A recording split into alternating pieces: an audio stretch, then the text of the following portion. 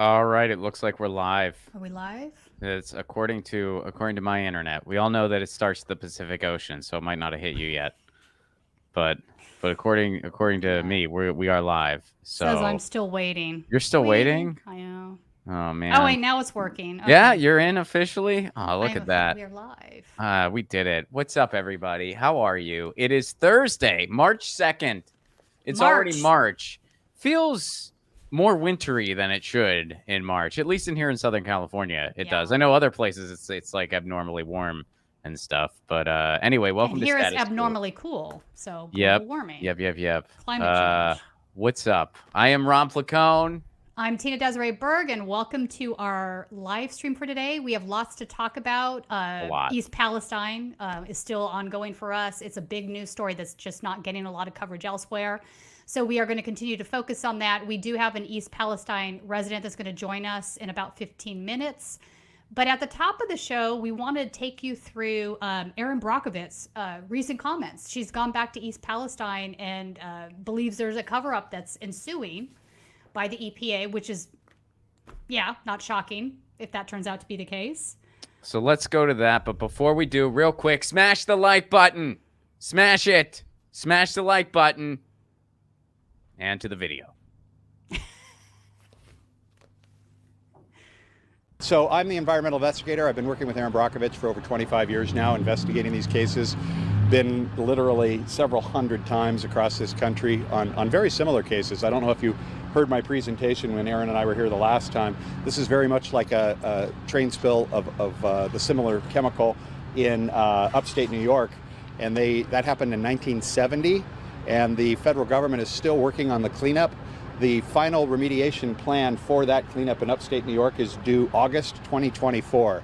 So that's a real confidence builder when you come to a community like this. And you actually have lunch with we just met with a number of families here who've been absolutely devastated. They've had to move their businesses out of town, their homes out of town, their children out of town.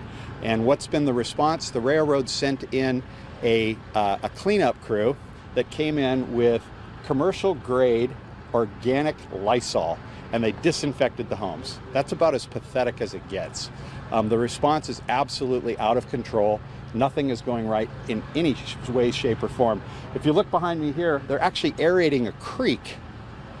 Where do you think those chemicals are going in an aeration process? They are literally going back up into the air and recontaminating these people. This is not something that happened overnight. This is something that's ongoing. They're literally taking the chemicals from this creek and reintroducing them into the air 24 hours a day, 7 days a week for 3.5 weeks. Actually, tomorrow will be the 4th week. So this is not a emergency situation. This is an ongoing pollution and contamination of this community. And the fact that they have to continue to endure it, it's a concentrated site where this is occurring today, but for those of you that have driven around town, you'll see this going on in virtually every creek. There's one right up here across the street from the high school. They're doing it all around town. There are some type of a night burn that are actually going on down at the rail site that we have videotapes of. It's very distressing to see that this is how it's going to continue. Night burn. I need to know what this night burn is.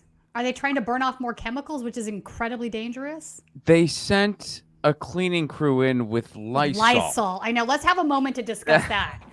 Let's have a moment to let everyone scream into their pillows Please before scream into their pillows, proceeding yeah. with the show. Like, oh my God. Like you couldn't write this stuff. Like this, and we all know like why they're downplaying this stuff. They're downplaying this stuff to let the Norfolk Southern off the hook. Right.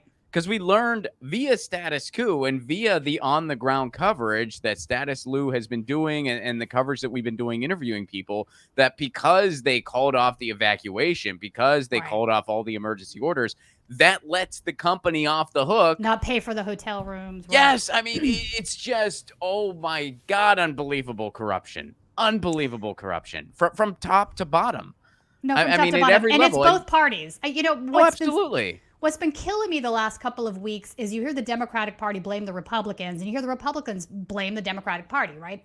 that guy did it, that guy did it. When in reality, both have had their hands getting us to this place that we are today, right?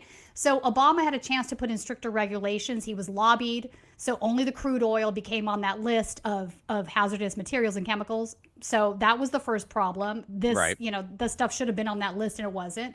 Mhm. Trump further deregulated this stuff, like He further made further it a free for all. deregulated the EPA. He didn't further pursue And that's been the going on for proposal for the decades. I brakes mean, and for the two-person thing. the Oh yeah, no, GOP it goes way. The GOP has been deregulating the EPA forever. We've had regulatory capture that's been engaged in by both parties, right? Which is when somebody works for a corporation or is a lobbyist for corporate groups and they come into a government regulatory body, and that is where they work for a time being, and then they go back to the business that they came from.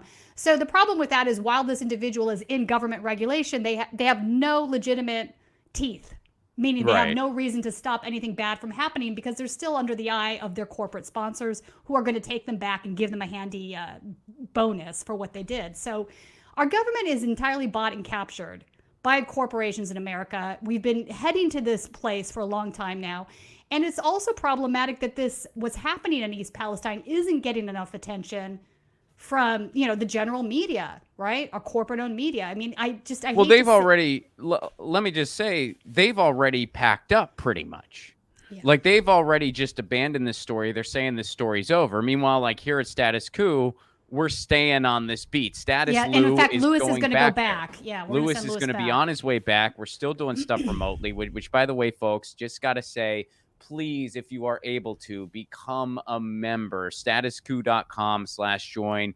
Please help us bring these stories to you because journalism takes a lot of resources. It takes resources to money. get Status Lou on the beat, to get Tina on the beat, to get everyone on the beat.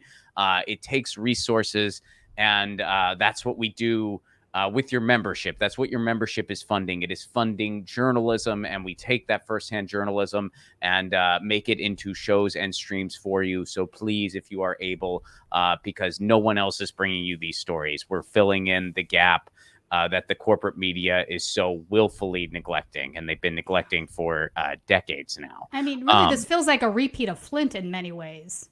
It feels like a repeat of the past 40 years, really. But many other things, not Flint's- just Flint. yeah. Exactly. There's a reason Erin's there on the ground right now in East Palestine. She obviously, lived through this.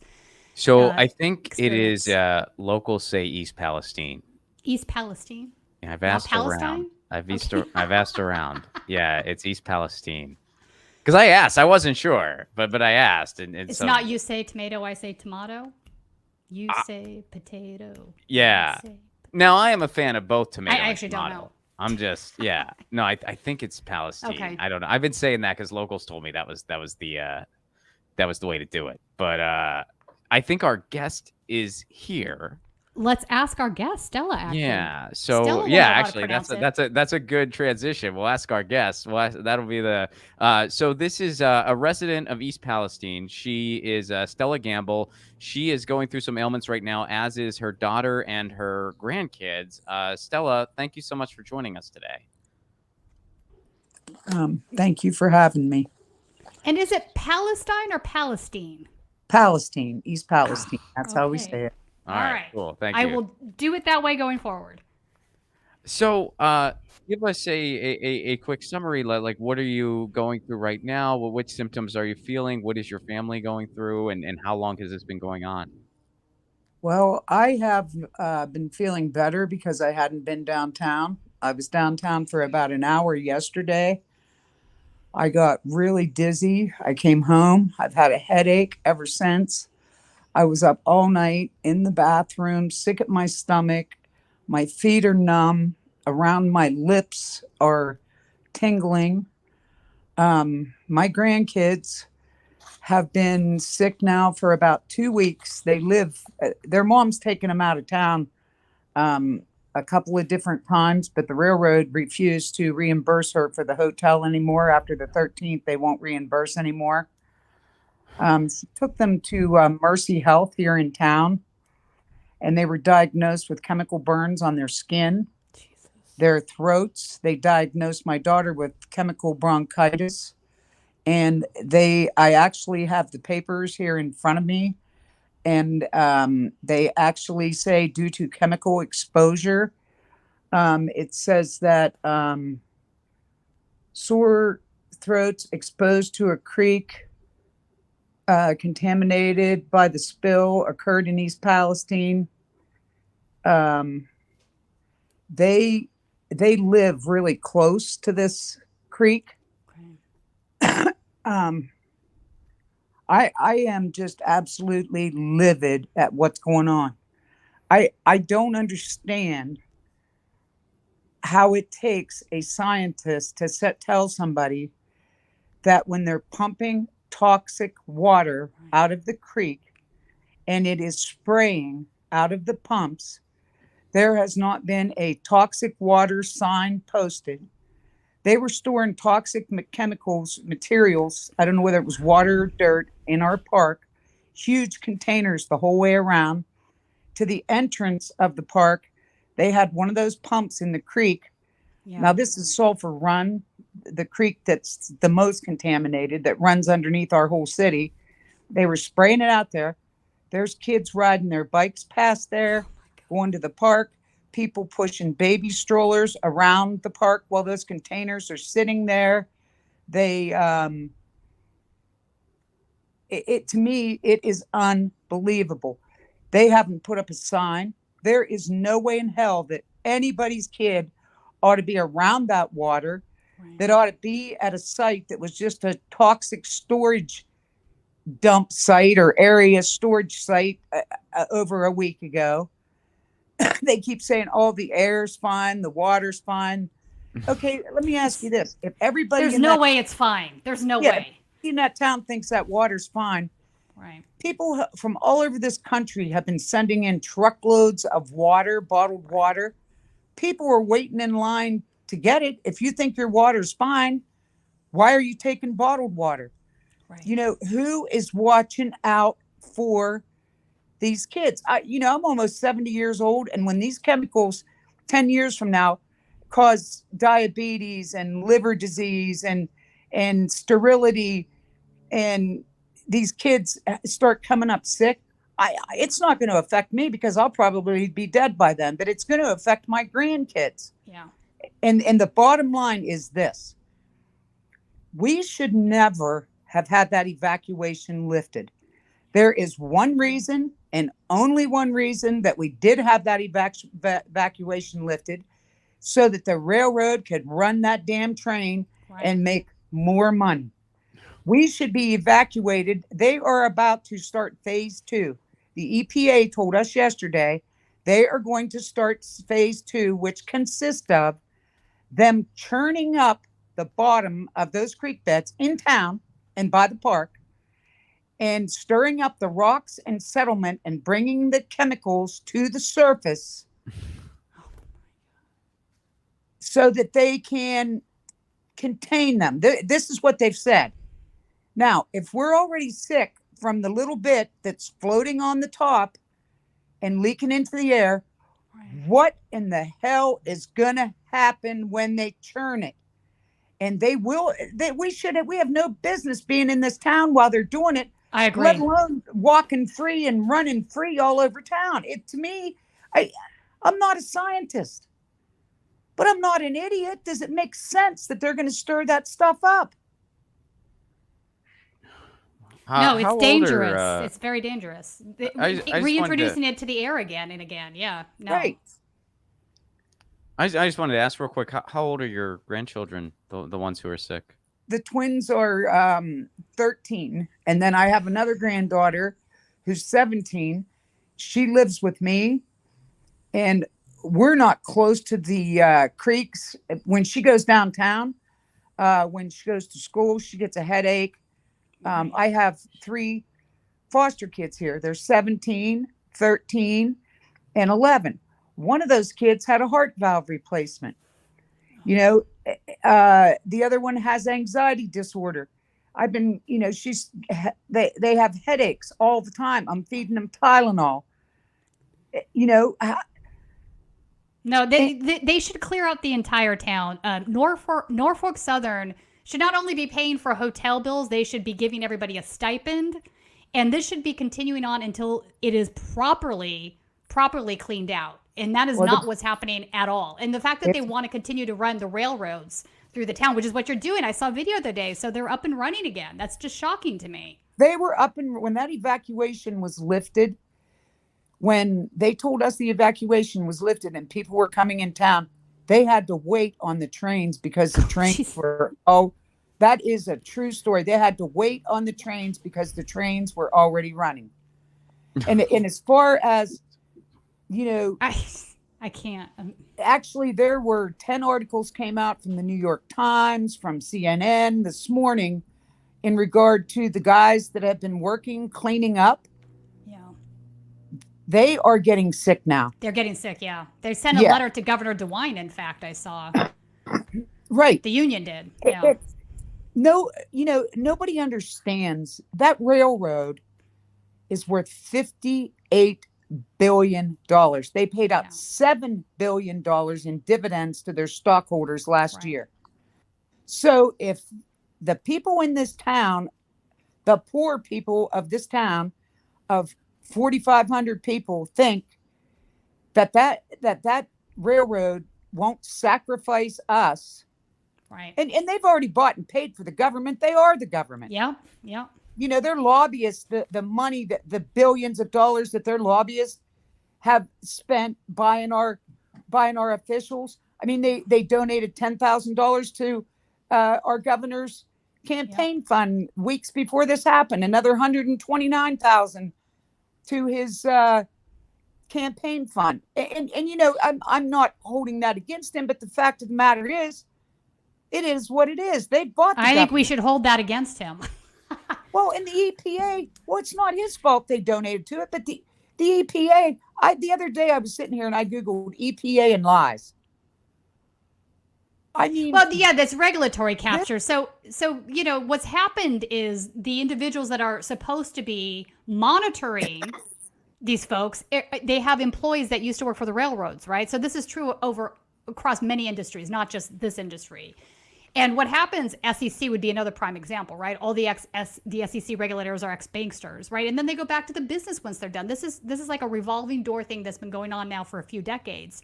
And it's very problematic because their vested interest isn't necessarily in doing actual regulation, right? It's deregulation that they're interested in. They put these folks in these positions because they want to lobby the government even further to have no protections. And this has been going on by both parties. It's definitely not one political side versus the other. It's really a 1% plutonymy versus everybody else, right? Let's see how much we can allow these corporations to profiteer off of poor folks in the working class in the country. I mean, I just feel like it's a lost cause. Yeah. You know, we're not going to win. We won't be the first little town that's turned into a ghost town.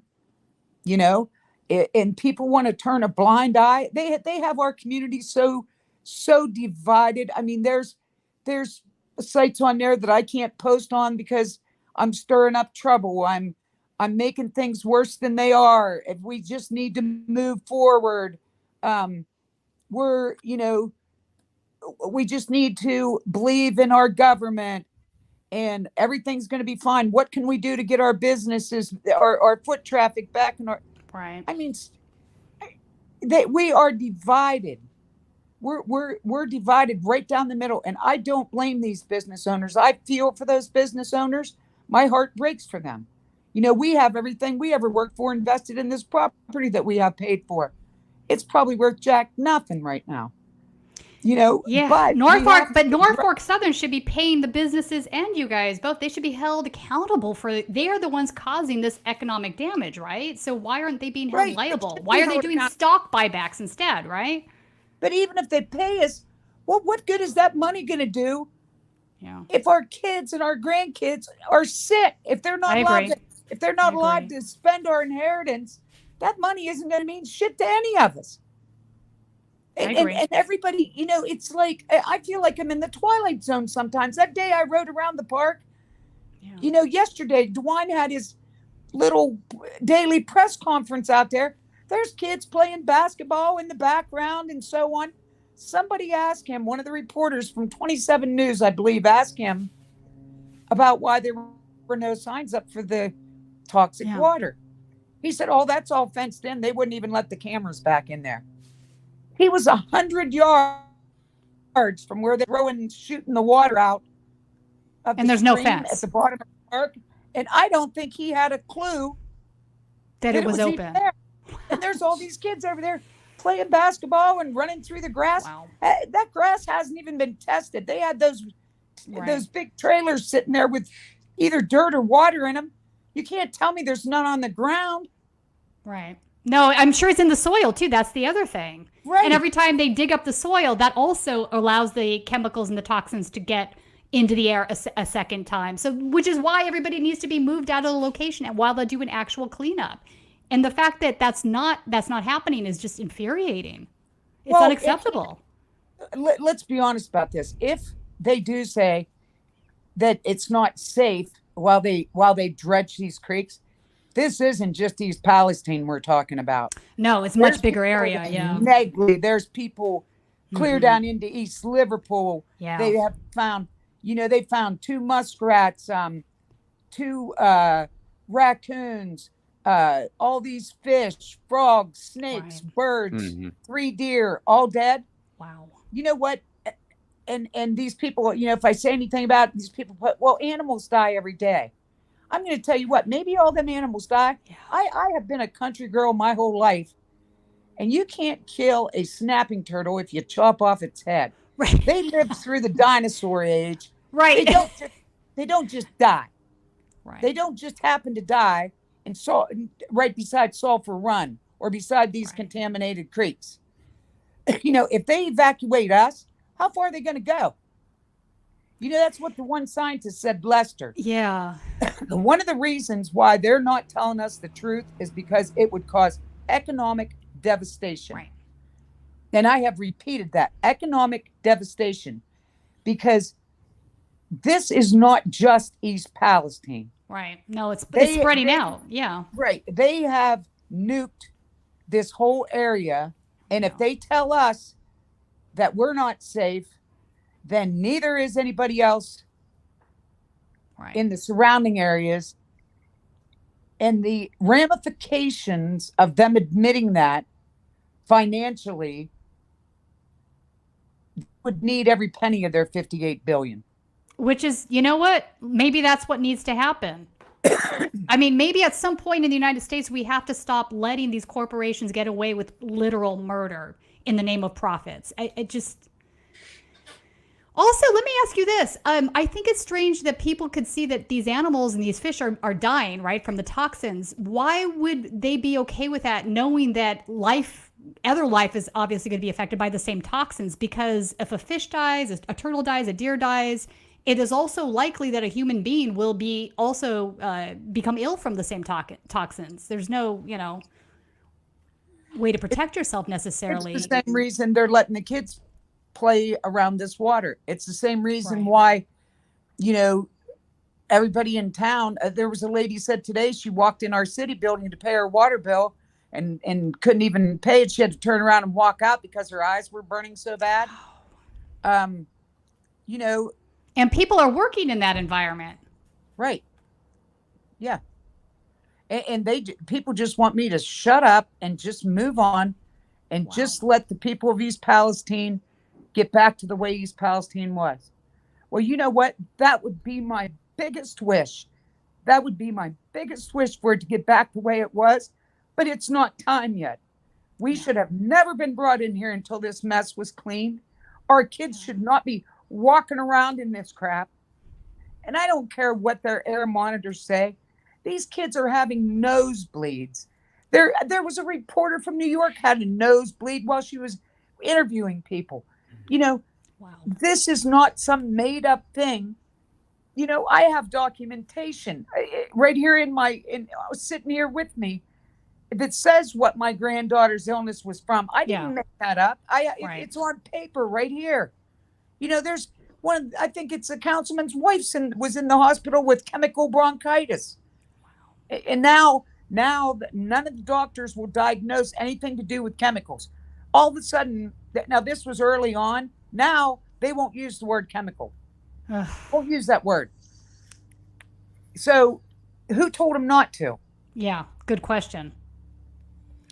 How do you see, like, how do you kind of see all of this unfolding? Like, do you think there will be more accountability at any point, or do you kind of just feel helpless at this point, or kind of like, what's your sort of assessment on how this could?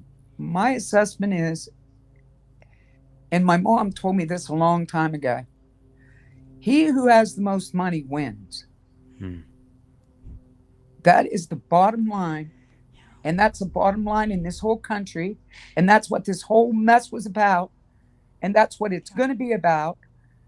And we are not going to win this battle. It's not going to happen. There is nobody to save us from this. We are going to be buried under a rock, just like every other place that this ever happened to. And the ramifications from it are going to go way further than East Palestine. The ramifications from what they have done and the poison that they have laid upon us, and the more poison they are about to stir up and give to us, are going to go far beyond East Palestine's little town here. And you know what? We're just another sacrifice that they're willing to make. And there's nobody coming to save us. Nobody. Has anyone thought about or talked about, or has any attorney approached you as far as doing some sort of class action against Norfolk Southern to hold them accountable financially? Okay, yes. And I'm going to be perfectly honest how I feel about that. I've gotten emails. I've done some research online. Do you know what the people in those class actions get after the attorneys take their cut and the attorneys take their expenses? Some of those people in those wildfires out there got less than $100 after 13 years, I believe it was. Wow. That's your share. And again, what good's that going to do? That's not going to happen. Right. They're not going to move us out before they stir this shit up. They're going to get out in there and they're going to stir it up, and we're going to breathe it. Right. You know, I got a message from somebody who works at a sandwich shop in town. It happens to be one of the creeks run under there, and the smell is horrendous. And she said, you know, that she's tried talking to her boss about it. Okay, they've got sliced lunch meat, sliced veggies, buns, laying out like they always do at sandwich shops. That air in there stinks so bad, it has to be absorbing. Right. That. So not only are we walking in it, letting our kids play in it and breathing in those chemicals, we're going to eat some of it too. You know, to me, it's flabbergasting. It is flabbergasting. You know, I've always been a loudmouth, and I've always been one to speak my mind. And I know there's a lot of people out there that don't like me and they don't like my big mouth. But for God's sake, we're talking about your kids here. You know, you're not wrong. You're not wrong. You're right to be angry. Everybody that lives there should be angry about what's happening, because it's not just. They're definitely not being honest about the toxins and the chemicals. That's obvious. You have a right to be angry. It's anger, and it's frustration, and it's hurt. Yeah. You know, I see those two little girls who have their whole lives in front of them, and not just my two little girls. My foster kids who have been through hell, they've been abused, they've been beaten, they've been in foster care for years. They finally found some place where they're happy and they can live their life. Yeah. You know, it's all these other little kids whose parents are saying, "Oh, well, let's get back East Palestine the way it should be, the way it used to be. Let's just put this behind us. Quit talking about it. Quit stirring up trouble. The EPA says the water's fine, the air's fine. Then why is your kid having nosebleeds?" Right. Or chemical burns on their arms. Yeah, it just doesn't make sense. Why are deer dying? Right. Because they drank the water. That's why. You're not supposed to ask. You're just supposed to. It's not in my nature. I'm sorry. You know, that's just not. That's a good thing. And I can't believe that, you know, if they don't want to advocate for themselves, if they don't want to stand up and fight for themselves, You know, everybody says East Palestine strong, be strong. I want to see how strong you are 10 years from now when your little granddaughter can't have babies, or when your little grandson gets a tumor on his kidneys or develops diabetes. You know, oh, I just sat in a corner and kept my mouth shut. You know, my grandkids won't say that about me. No, and it's good that you speak out, because more people need to speak out. The reason that these large corporations continually get away with this is because not enough people are willing to stand up to them, and the government entities and politicians that are enabling their wrongdoing for money. I mean, more people need to speak out against this. Yeah, thank you very much for doing what you do, and for speaking out and for sharing your story with us. It's infinitely important, and we're going to continue to cover this the best that we can. And Stella, you know do you have a GoFundMe? If folks watching this want to donate and help you, do you have any place set up for that? I don't, No? and I Okay. don't need any. I don't need the financial help. Okay. I just need someone to stop this sham that in this travesty that's being put on these kids. That's all that I can ask for. Yeah. Well, thank you for being here, and thank you for speaking out, and we're going to continue doing the best we can to tell this story, and thank you for helping us do that. And the 100%. best wishes to you and your family. Absolutely. And Thank you, Stella. Thank you guys so much for giving me the opportunity to voice my opinion. If that's all I can do, then I've done it. 100%. No, thank you. Cheers. Thank you very much. That's sobering. I mean, that's It is very and she's sobering. right. I mean, it's like, look, She has it's every right great. to be angry. Of course she's Well, angry. oh, I'm yeah. angry, and I don't live there. I mean, Well, but she's right where it's like, I mean, yeah, it's good that there's some stuff there to try to help people, to try to get people water and stuff. But really, it's like she's hitting the nail on the head that it's like they need leadership. they need leadership. Unfortunately, top bottom leadership, and That's they not just going to happen. don't She's right have about it. What needs to happen isn't going to happen, because it never does happen. What needs to happen is everybody needs to be set up outside of town while they actually do a real cleanup. Yeah. And are honest about what toxins are still there.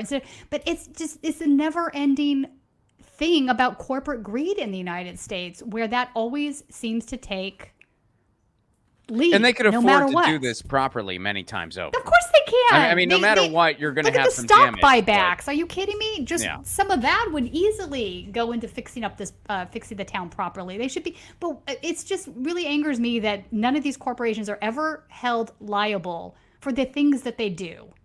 Right. I mean, they're literally getting off the hook right now. Who's holding them liable? The governor's not holding them liable. Well, let's go to him Biden next. administration is not holding them liable. Oh no, Like, Biden's not even going to bother going. Biden's not even. It's literally both parties. It's like, people need to like wrap their head around the fact that our government, no matter which party, whatever your politics are, it doesn't matter to me. But the reality is there's enough bot politicians out there where these things are becoming untenable. So let's go to the governor now. We have some footage from what the governor. I mean, everything that you've just watched, everything that you just saw from people who are there, from Stella and the people that Status Lou has been interviewing and the activists speaking out. Here's what the governor has to say in all this right now. We're going to go to some DeWine footage, if you will.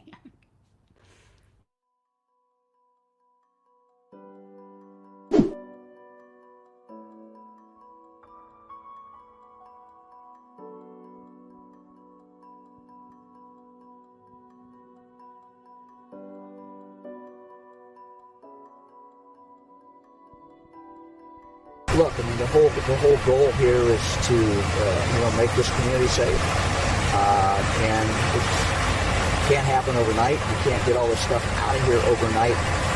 But just looking at what we were looking at here, and looking at the stream, and how they're constantly trying to agitate the water, doing the things that they need to do, so that you're slowly making that better. What are you hearing about the health of the residents there and the people working to remove this toxic waste, Governor? Are they suffering from symptoms from these toxic materials? Wolf, there's people who are reporting symptoms, and we don't know what those causes were. Many of them believe that it came about because of the train derailment.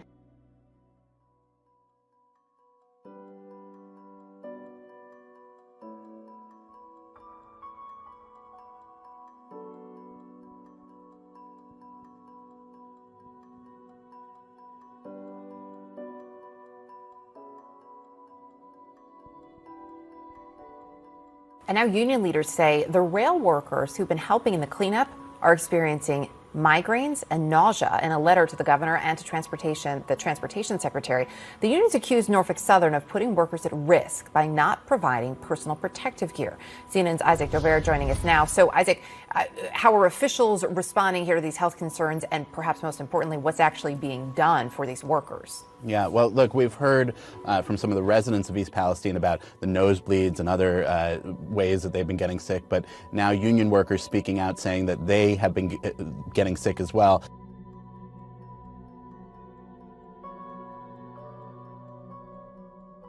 What about the rail workers involved in the cleanup? Are they showing any symptoms themselves? I'm not aware of that at all. They have been through, Fran and I stood there, watched them do the work they're doing. It's an amazing operation. Although on the other hand, where I'm standing in the park, there's kids over there playing basketball. Fran and I were in the school today, talked to just hundreds of kids, it seemed like.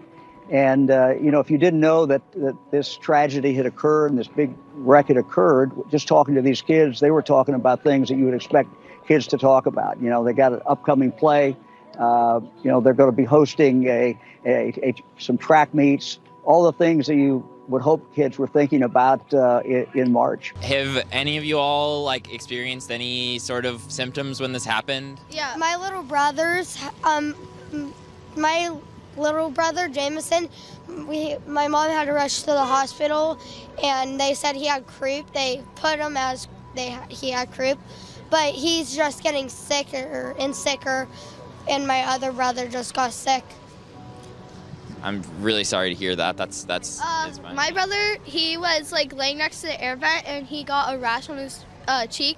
And then we've all been having runny noses since it happened, and headaches and stuff. But then when we go out of town in Robinson or something, or we feel better, and then when we come back, it's happened again. And when we come into town, our eyes start burning and stuff. Anything for you? My nose has just been really runny. That's it. My left eye, I have it was burning, and my mom has chemical burns in her eyes, and it's gross. I have something else too. When I take a shower with the shower water, I end up getting burns all over my legs. It itches and burns.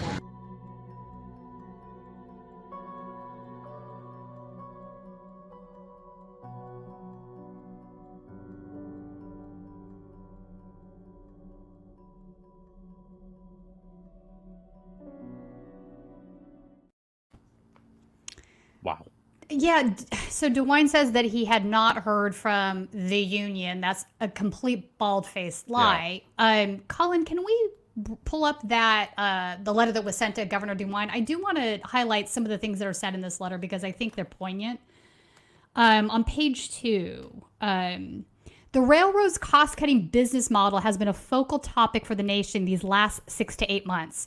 It started at the Surface Transportation Board, where hearings were held to investigate why rail services were so inconsistent and unreliable. It then made national news as part of ongoing acrimonious national negotiations between the unions representing the railroad workers and the railroads, where the carriers absolutely refused to divert a very insignificant amount of their record-breaking profits to their workforce in the form of paid sick leave. And now the industry has made the news yet again with Norfolk Southern's 2 consecutive derailments, most notably the highly hazardous chemical cars carrying vinyl chloride that went off the tracks in East Palestine. While the world was learning, I got it right that time. While the world was learning about the horrors occurring in East Palestine on television, Norfolk Southern officials assessed the damages and carried out their plans for rebuilding their track structure so that they could get tracks moving again. So the point being here is that their main goal wasn't dealing with the toxic mess that they made. Right. And I want to remind folks that they lit these chemicals on fire. They lit them on fire. And this is important because we're going to talk about one of the contaminants that is the outcome of that in a second. So they did this controlled burn, and instead of being concerned about that, or instead of cleaning up the mess, their main concern was getting the trains moving so they can continue to make money for Wall Street. That is right. They did it in a haphazard way that Right. did not put people's safety first. no, it was anywhere close to never a first. concern for them at all. Yeah, Obviously, it it's still wasn't not a even an concern for afterthought. them. It's amazing watching this unfold in real time. Like it is amazing, just the level of absolute negligence. And Yeah. this has been, I mean, this is in so many ways such a long time coming, because like all of these, little things that they rolled back here and there, whether it be like brakes on a train, or I mean, you can go back as far back as the Bush administration, like we talked about. Obama didn't do anything about it. Trump made it a little worse, and now we're up to President Biden crushed a rail strike. I mean, the But list just I goes would on say and it's on. even worse for Obama, because I have to be honest with you about this. Obama had the opportunity. Those chemicals were originally on that list. They were on the Right. list. He was lobbied by corporate people from this industry to have them removed, and only the crude Right. oil remains. So the first caving in towards this direction happened under the Obama administration. Oh, And yeah. I know that pisses a lot of people off, because people on both sides want to make it about the other team. Like, our team's Right. doing okay. Trump came to town to do a rally. Yeah, but who cares if he came to town to do a rally? He also is responsible for deregulating them even further. Right. In the name of corporate profits. So Oh yeah, no. Both Wall Street sponsored teams bear a lot of responsibility here. Like they're both. I mean, Obama administration, Trump administration, and up to present the Biden administration. And anyone who's pretending like their Wall Street team doesn't have something to do with this is just playing make believe, which is right. And again, most of American politics is playing make believe. I agree. I mean, and you could have your differences in political ideologies, right? Your right-wing tendencies, your left-wing tendencies. I don't think that's really on the table here. The concern is that both parties are serving the 1% at this point, and they're framing their arguments towards their base in each direction to keep the base in line, to keep the base happy as they continue to extract wealth from the nation. I think that's the issue. When Pete Buttigieg was asked about that, and he was just like, well, we're hoping that, they'll take, like, referring to the Trump administration, he's like, well, we're hoping that they'll take accountability and then we can all change course. And the person was just like, dude, we know he did a bunch of bad stuff, but he's not president. Right Why now, don't exactly. you just change course? Exactly. You guys are in charge, dude. You guys are in charge. You could re-regulate the industry. You didn't have to step in to bust the union. They were going to go on strike, and they had good reasons to go on strike. It's not just the sick leave. It's the fact that they have been whittled down. Their teams are so whittled down that there's not enough guys working at the same time for Which is safety to be. The Trump administration allowed too. Yes, That was something 100%. that Trump, I mean, yeah. So it's like, I mean, there's just so much blame to go around, and then you look at the governor just freaking lying. Just bold-faced. Oh, we never heard anything like that, really. So the people doing the cleanup, you're either A, you're ignoring their letters, which is gross negligence, or B, you're straight up lying. Right. Those are the two options. I agree. Two options. Neither of them are good. Neither are good. Neither are. They're both freaking both terrible. bad. We so have let's more go to Erin. the toxin in the air. Do you want to go to the toxins, or do we want to do some more of the Erin Brockovich? Like, where's your? We have a couple more clips up on the Erin. I don't know what you want to. Should we talk about the toxins and then do some Erin if we have more time? Okay, let's do the toxins. So there is. So I'm gonna get the name of this chemical wrong because I really don't know how to pronounce it properly. Acrolein. Can we put up this chart, Colin, placing EPA air measurements from East Palestine, Ohio, February 23rd in context? So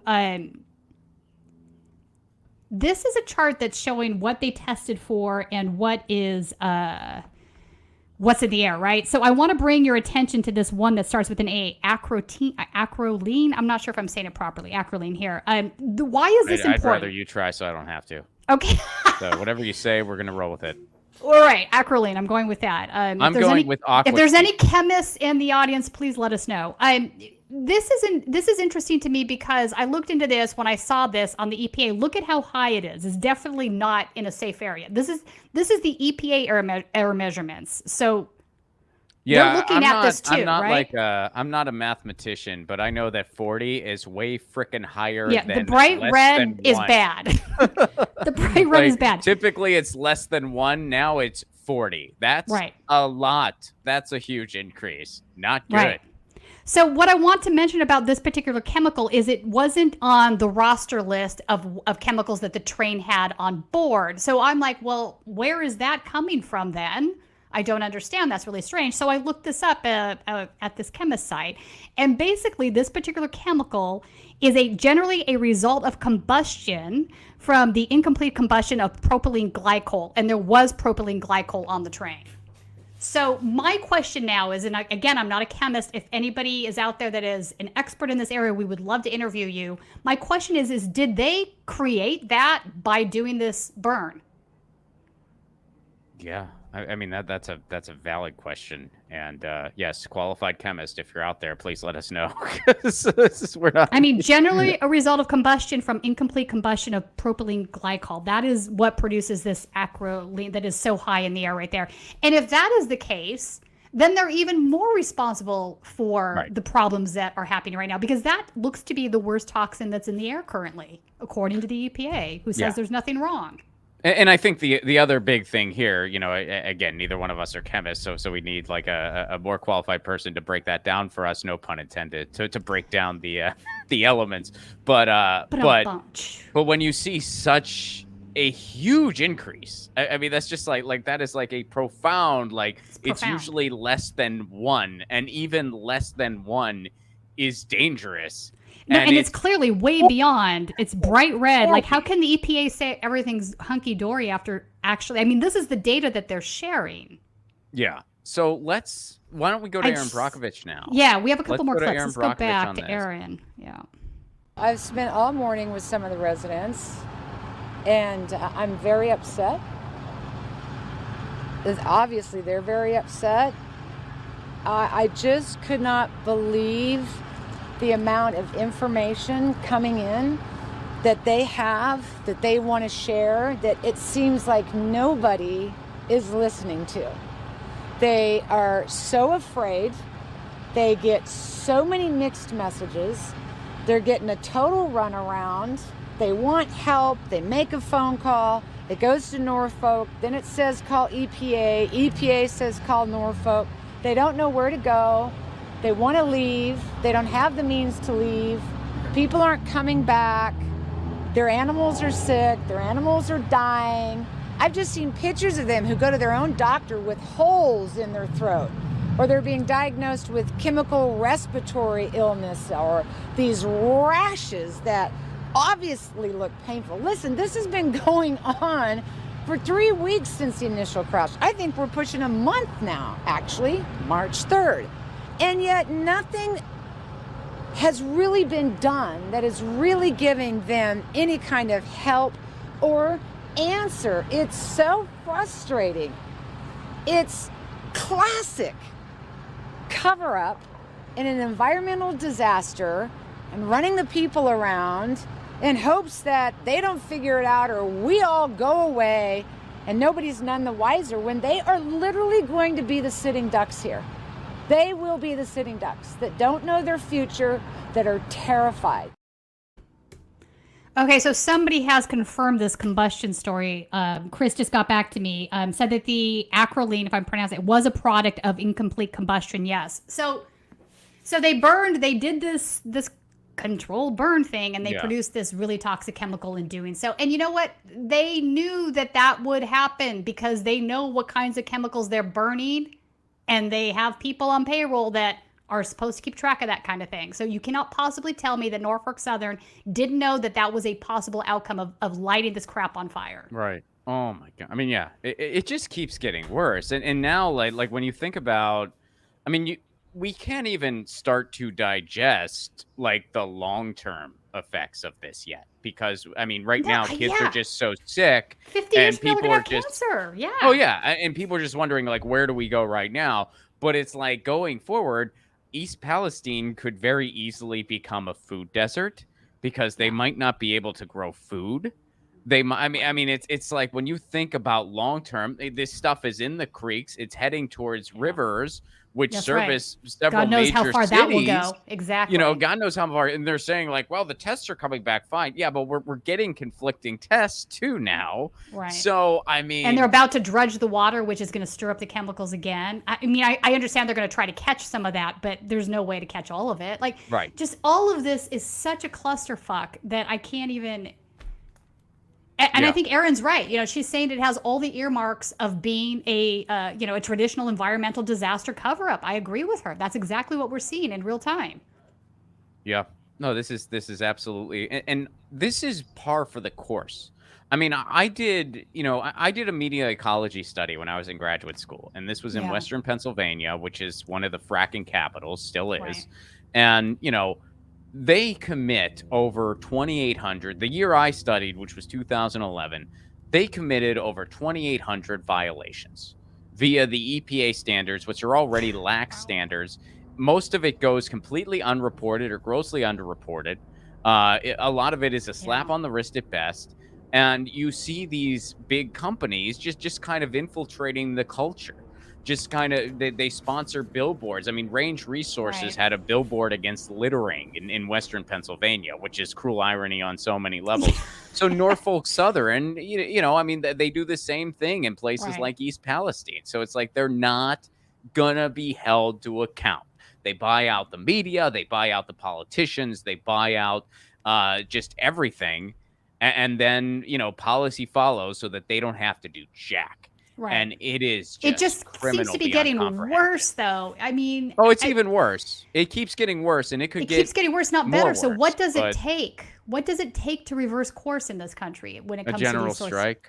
That's my only answer. Yeah, that's my only answer. If there's a better answer, I can't wait to hear it. But honestly, I have none. That's why I asked. I don't either. I wish I did, but I say general strike. We just shut it down to the point where the Jeff Bezos and the Norfolk Southerns of the country feel it, and then things have to change a little bit. That's honestly it. I don't see anything else like getting us there. Like, this is not something we can vote our way out of. That ship sailed 40 years ago. Yeah, I agree. Like, some of the criticism I've heard in regards to that, and I think there's some validity to it. Sure. So some people are saying that a general strike would only harm the workers because they would have to live without means, but that is going to be the case when you have any strike, right? Strikers know going in that they're going to not have a paycheck for a while, but the reason you want to do this is because you want to get higher earnings, a better contract, better benefits, whatever. That's the trade-off you make.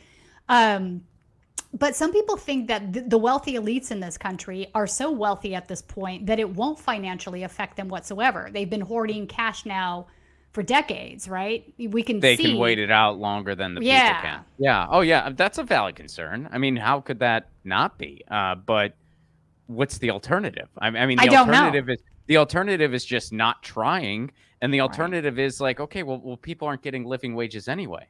I mean, look at what's going on. They're not. The rail I mean, workers. real wages have gone down in this country. If minimum wage had kept pace with take your pill, productivity, cost of living, like all of it. You can do it in every metric that every economist likes to get excited over, which are more or less pretty meaningless at the end of the day. But that's a conversation for another day.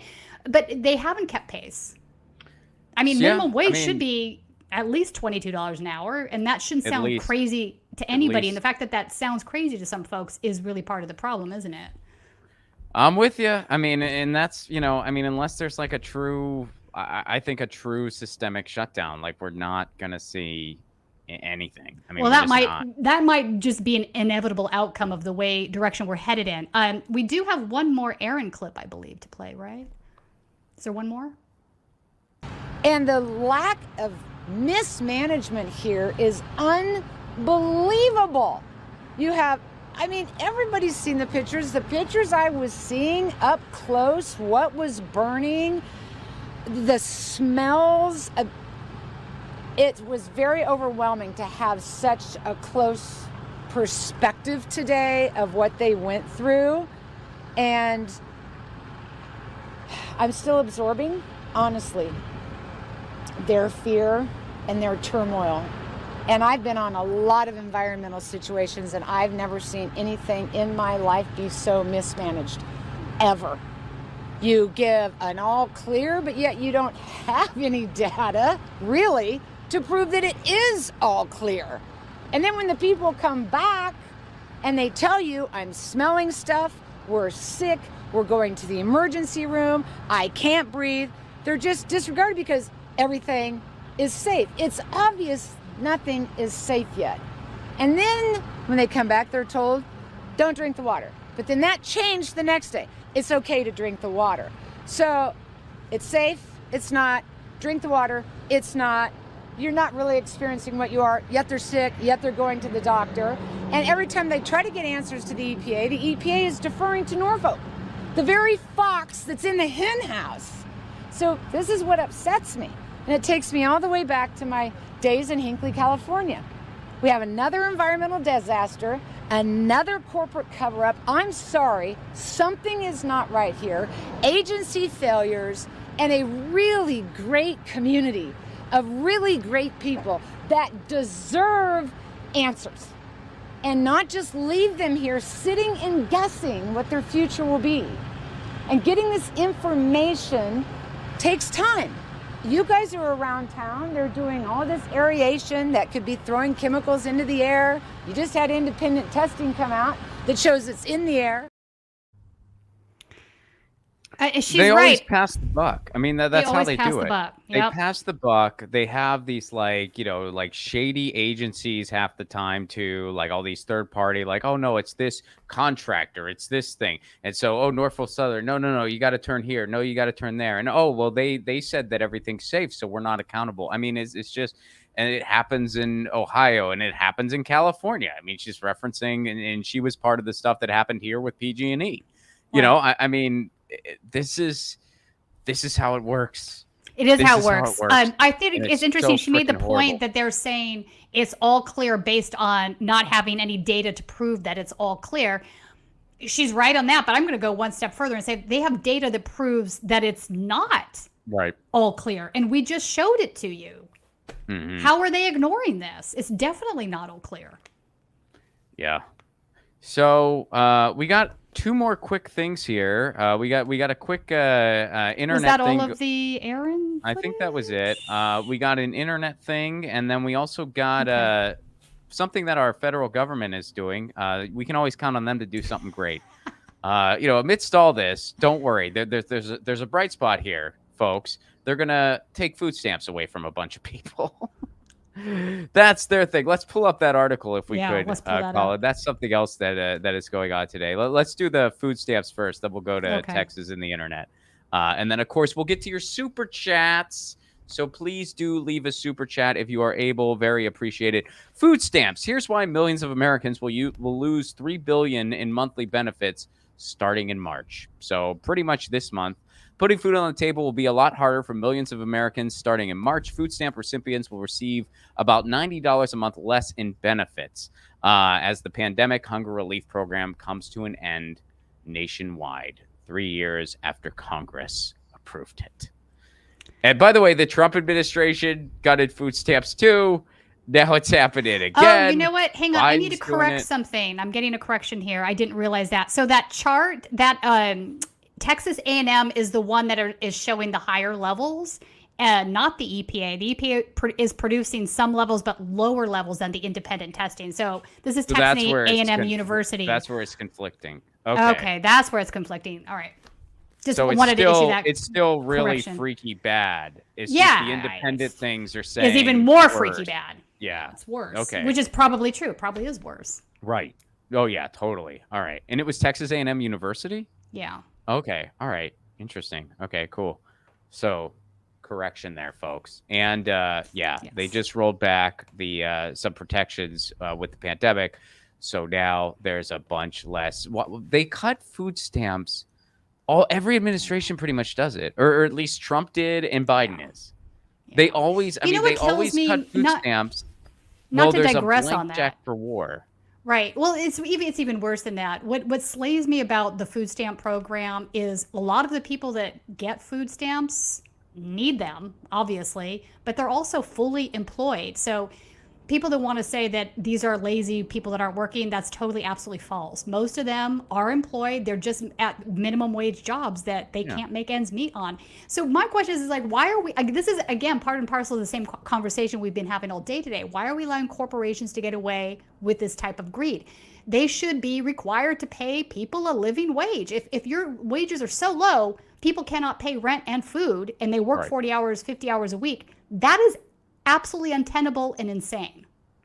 Absolutely. Yeah. I mean, it's not I would guarantee that most of these individuals, if they had a choice between collecting food stamps or just getting paid a living wage, they would go with getting paid a living wage. Oh, absolutely. I mean, yeah, absolutely. And yeah, it's just, and it's just so criminal that what little social services we have in this country, which we have so little, so little, like it's just an obscenely low amount. They are constantly gutting that even further. Yeah. They're gutting our libraries. They're gutting food stamps. They're gutting. I mean, it's like what little we have as far as social services, which just pales in comparison to so many other countries around the world. Right.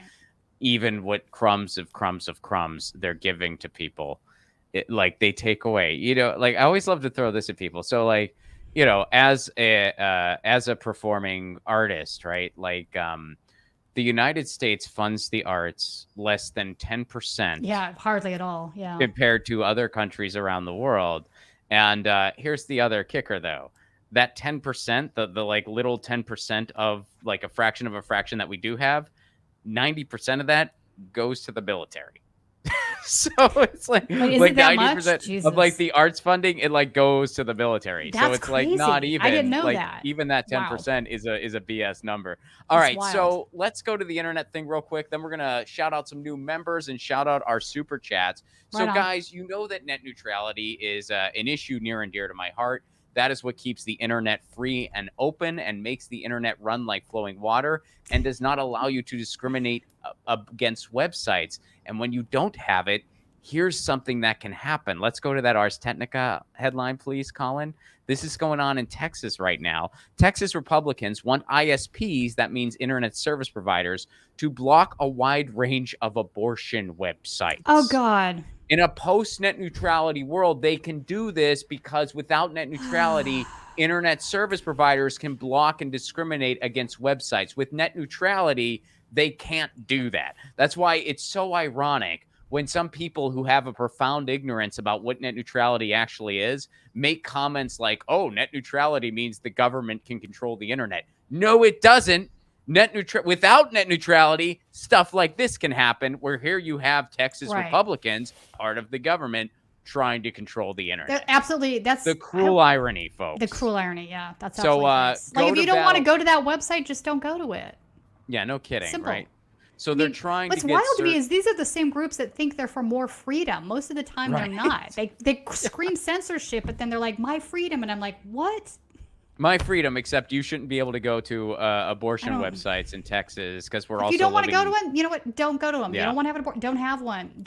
But why do you feel the need to tell other people what they can and can't do? We're living in a post-Roe world too. That's a big part of this as well. So, folks, please go to battleforthenet.com, sign the petition. This is how this stuff matters. Demand that that Gigi Sohn be confirmed to the FCC, so we have a pro-net neutrality FCC and we get net neutrality back at a federal level. That's battleforthenet.com. All right, let's do some super chats and then I'll let people know where to find me. And then we got some right-wing insanity. We do. First, I want to shout out, we got new members. We got Steve, Kathy, Rebecca, and Patricia. Wow. Welcome. Thank you guys so much. Thank you. Again, when you support Status Coup, you are supporting on-the-ground journalism and you are supporting sending Status Lou on the beat. He is going back to East Palestine shortly. He was there for a while. A bunch of other outlets that have way more freaking resources than we do, they already up and left, and they're just, they're just doing what the press releases tell them to do anyway. Well, at Status Coup, we don't do that. We actually go on the ground. We talk to people. We get their stories. We talk to people like Stella. We talk to people like the people that Status Lou has interviewed. And we get the real stories, and your membership allows us to do that. Without your super chats, without your membership, we cannot do what we do here. So thank you so much. Speaking of which, Tony D, what is up, my friend? And yes, go to statuscoup.com/join and join us. join us. And there's fun stuff too. We do member calls. It is a good we do member time. calls. Those are always It's fun. a good time too. So you're supporting independent journalism, and you get to have a lot of fun too. So Tony D, what is up, my friend? This reveals that hyper partisanship needs to end. I am with you, Tony D. I am with you, my friend. Absolutely. And Tony, you're also letting us know that you got no notification today. I was worried I wouldn't see you two today. Damn YouTube. Well, we're here. YouTube could not stop us. We only missed last Thursday because Lewis was on the ground, but that was for good reason. We wanted to give all the time to Lewis for the really important work that he did last week in East Palestine. So that was why. But we're back. We were very sad to not see you, but it was for an important reason. But it was a bummer. I mean, it was a needed bummer. Like, it was important because Status Lou was on the ground, but we certainly did miss you at the same time. And I almost just called you at 2 p.m. to just be like, should we just talk about politics? Because I feel like, I don't know, like, this is a weird Thursday. So Ron. Like, yeah, like, I'm like, I mean, it's like, I mean, I do think like there's a certain element of like we get some stuff off our chests when we do 100%. These streams too, and I didn't get that on Thursday. So I know, right? Well, I was like, damn, I need a beer now. Yeah, we should have just met at a happy hour or something. Exactly. Done a show for the two of us. That's so funny. Teresa, what's up? How are you? Thank you so much for the super sticker. I hope you are well. It is good to see you. Marino, nice to meet you. And thank you for I love your name, by the way. Marino Vallejo. That is a cool name. I dig everyone's name. I don't wanna show name I don't want to be like a name preferential name guy. I'm like, but Marino Vallejo, that's a cool name. That's a good one. Jordan's going to join for Right Wing Insanity Report. He is. Yes, Jordan is joining me today. So so what we're going to be talking about is an area of something that's going on in East Palestine that has not been getting attention, that I have been paying attention to, is that you have had a lot of a couple of neo-Nazis, legitimate neo-Nazi groups go up there. Not just Patriot Front. We've also seen Proud Boys. They are going up to East Palestine and giving mutual aid. And why is this happening? Why is there a vacuum for fascists to show up and spread white supremacy literature?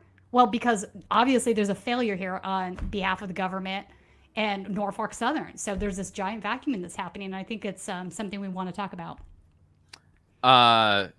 And they're probably of course, today's the first day of CPAC too, so we have some fun videos from CPAC. Oh, I didn't even realize that. Oh yeah, it's March already. It doesn't feel like March because it's like colder than usual. Anyway, Steven, what's up, buddy? Steven, how are you? Do you think they burned the chemicals because a liquid chemtrail is easier to track than one in the atmosphere, a cover your butt situation? That's I actually don't know. That's question. Yeah, we need to talk to a chemist. We need an expert to come on the show to go through this. Honestly, I would, if anybody, and I'm serious about this, if anybody knows anybody that works in this area that could answer some of these questions, we would love to have them on to interview. Yeah, we Send could me an email. Hit me up. Yeah, no, that'd be really. I would just because I have a lot of other questions like that too. Like, what were the choices that were being made? Why would you burn? I would really need it. Undressed for me at unpacked for me at like a very, very basic level. Because that's the point, right? I wish I could offer some insight to your question, Stephen. But as far as like, would a burn be better than like a liquid? I wish I had some insight there, man. But I would need to. I just know that there's some really dangerous shit for people in the air. I know that much, and that's a big freaking deal. But as far as like that stuff, I wish that was my area of expertise, but it is not. I tell jokes to people. Glenn, what's up? What is up, Glenn? JB cutting food assistance to millions of Americans in the same week he announces that we are bankrolling Ukrainian pension funds is really something. Yeah, it's really. It is really something. It is empire. That's what empire. No, Glenn, does. it is really something. It's. I have no explanation for this. It's bad. It's brutal. But folks, if I could make a few quick announcements before we turn it over to Right Wing Insanity. First of all, shout out to everyone who has watched my pilot already. And if you would like to check it out, please do. You can go to my YouTube channel. It's youtube.com/RonPlacone. Please subscribe to me. I dropped a pilot called Loner. I would love for you to watch it. I know some of you have watched it already. Please do watch it if you haven't yet, and I hope we get to make the rest of the series for you real soon. And also, I am on the road. April 14th, Los Angeles. May 12th, Los Angeles. June 16th, Madison, Wisconsin. June 17th, Minneapolis. June 29th, Chicago. For those Midwest shows, use the promo code Lucy at checkout for discounted tickets. Got an early bird special, but it's not going to go on forever. And overseas, folks, I'm going to be at the Edinburgh Fringe Festival, August 16th through 27th in Edinburgh, Scotland. I'll be at the venue 32 Below. If you're attending the Fringe Festival, come check out my show. I'll be at 4 p.m. daily, August 16th through 27th. RonPlacone.com for all info and tickets. And again, that's youtube.com/RonPlacone to watch my pilot. And Tina, I'll turn it over to you for for some Right-wing insanity. Happy CPAC. Happy oh, I've got some clips like I would have brought some champagne. Jordan? I didn't realize. Oh yeah, CPAC started today. I've Jordan's got some There's Jordan. No, he's there. He's no, Jordan's not Hello, changing hello. diaper right now. He's joining us. Yeah. I'm here. How's the person, Ron, man? do you want to stay for some of the funny clips I'm about to play? You always have good I'll comments stick around on for this. a few minutes. I'll stick around for a few minutes. So then let's start with, let's skip the neo-Nazis. That's not funny. Let's go to the CPAC section and play some of these CPAC interviews. Room Posse, can you please tell me your name and what brings you here today? I'm Bobby Rooney, and I actually came here because I love Donald Trump and I love Steve Bannon also in Real American Voice. And I'm with a little group in Pueblo, Colorado, who are Grandparents for America. And we are planting trees under which we will never sit because we're trying to get policies out. Our young people don't know any of the policies, so they go and they vote personality. We can't win the personality war. We can win the policy war. They're all in our favor. So we did a brochure that puts Republican policies on one side, Democrat policies on the other. If you pick all the Democrat policies, vote that way. We just want you not to be stupid. All right. You know what you're voting for. Hold on. We have all the Ma'am, policies. if you don't want to be stupid, stop watching Fox. Okay, so this is the reason I picked this clip is because we have Steve Bannon saying, if you don't want to be stupid, stop watching Fox. He's talking about Fox News. Wow. Did not see that coming. Yeah. I had to double check that. I was like, wait a second. He's was not that wrong, Steve number Bannon? one. Let's just say that. But also, like, whoa. Well, this is one of those things where he's right for all the wrong reasons. Right. like he's right that Right. Fox News is terrible, but his reasons are like, it's not far enough to the right. Right? I mean, is that his reason? Probably, Or yeah, because no. he wants to get more traffic to his... Or because he maybe has a they're podcast, supporting Ron doesn't he? DeSantis now. Yes, the War Room is his podcast. He's had it for years. Or it could be that they're not, giving Trump enough airtime. There's a whole host of reasons. But Well, Fox News could be having some issues legally coming up. There's this obvious, the lawsuit against them is big in the news, but according to Dominion, Rupert Murdoch shared Biden campaign ads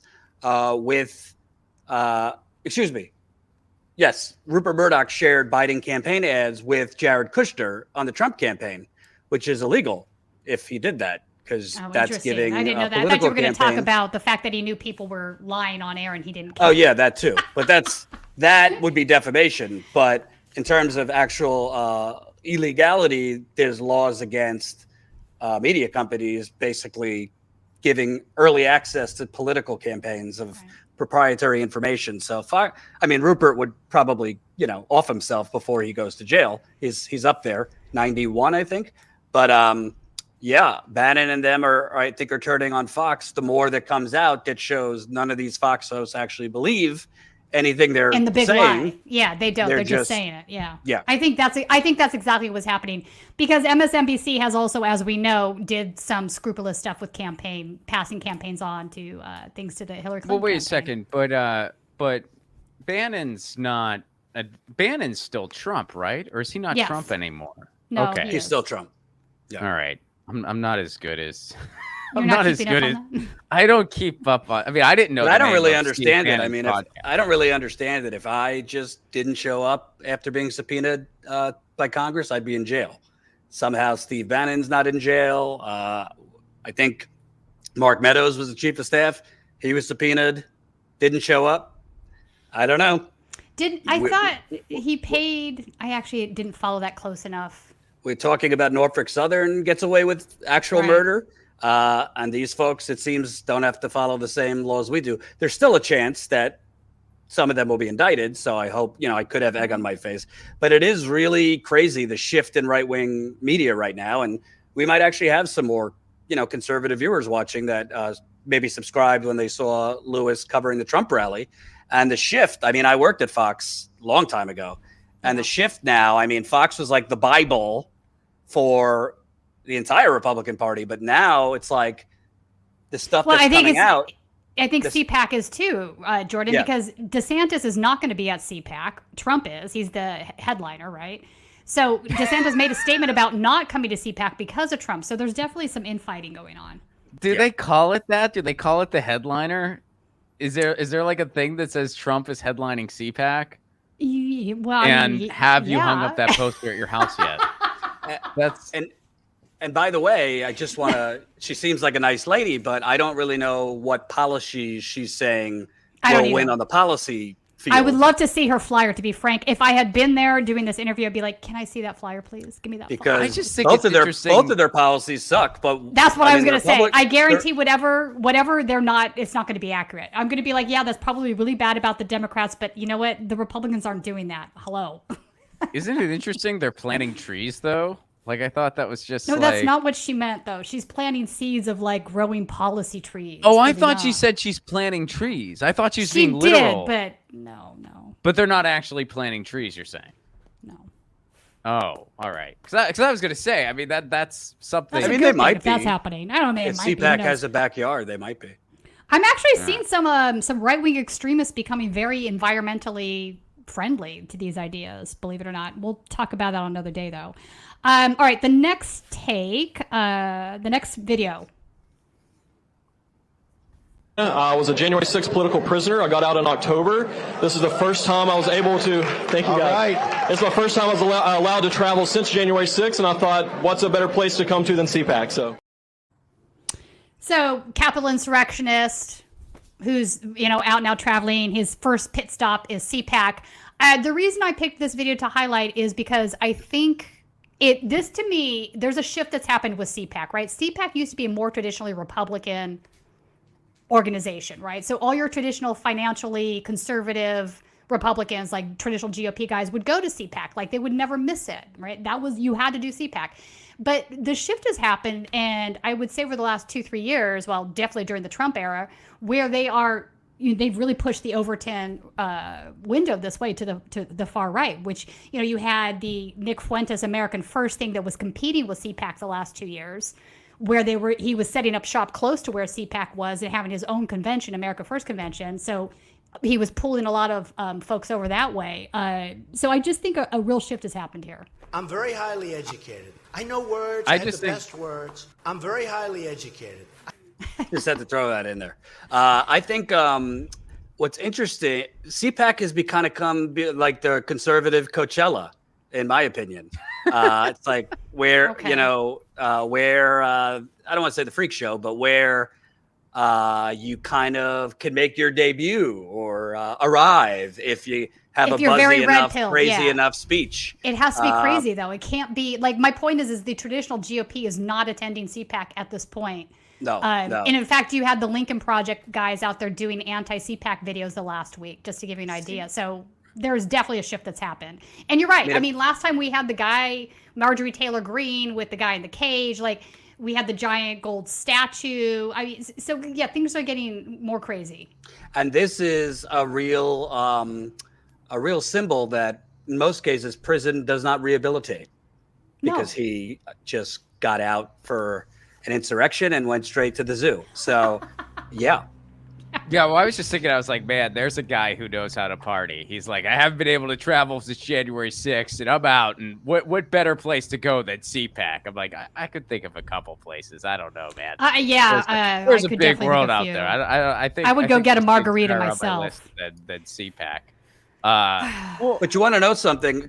I know you didn't bring this up, Tina, but on the point of East Palestine, conservatives are basically, Republicans are basically like feigning concern about this because Biden and Buttigieg. Right, who, I agree. There's plenty They're of using blame. it as a political cudgel. I mean, and to be fair, the Democrats are they're handing them that political cudgel to use against them. There's no two ways about it. But I agree with you. They don't really actually care either. But the actual point is, although Biden blocked the rail strike, which I'm not going to say that would have prevented this, but one of the things the rail workers wanted to go on strike about was safety issues. That there's two workers for 150 cars that the cars are as old as the Civil War. But Republicans, and the media is not reporting this, Republicans actually wanted them to take a shittier deal.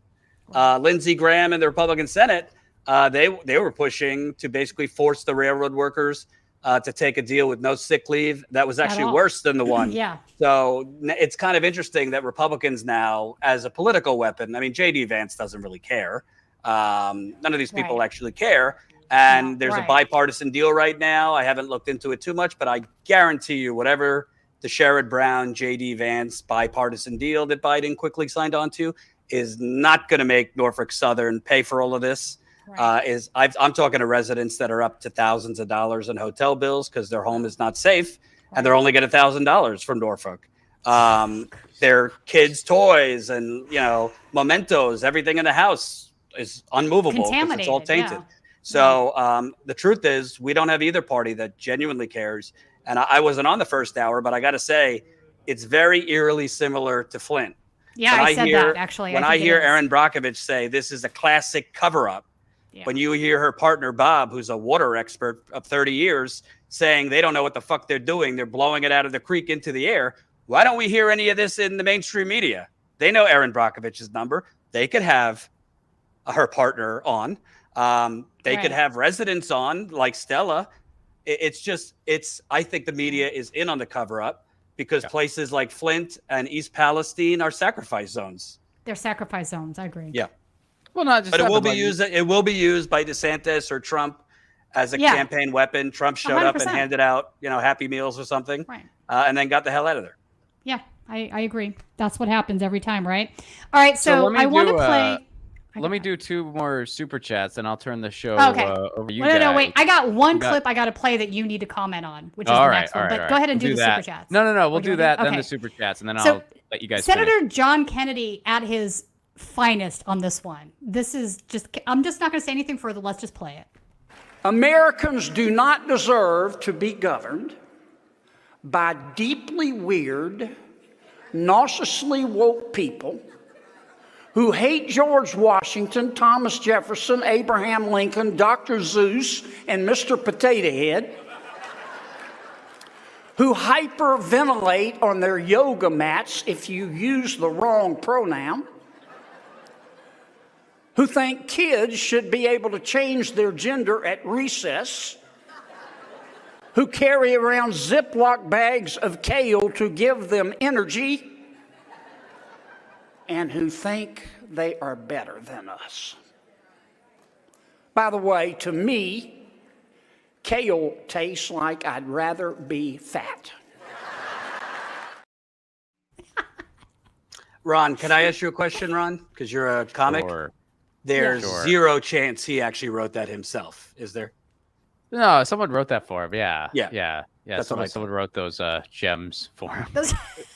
I mean, I will grant him only one thing in giant word salad, that they probably do think they are better than us. I think that sentiment right there is what drives people further to the right. When liberals engage in this sort of I'm better than you kind of mentality, and they refuse to address what is clearly obvious, the income inequality, a host of things, they're just creating this giant vacuum for the far right to red pill people, right? But Tina, it wasn't a giant word salad. It was a giant kale salad, and he ain't eating that.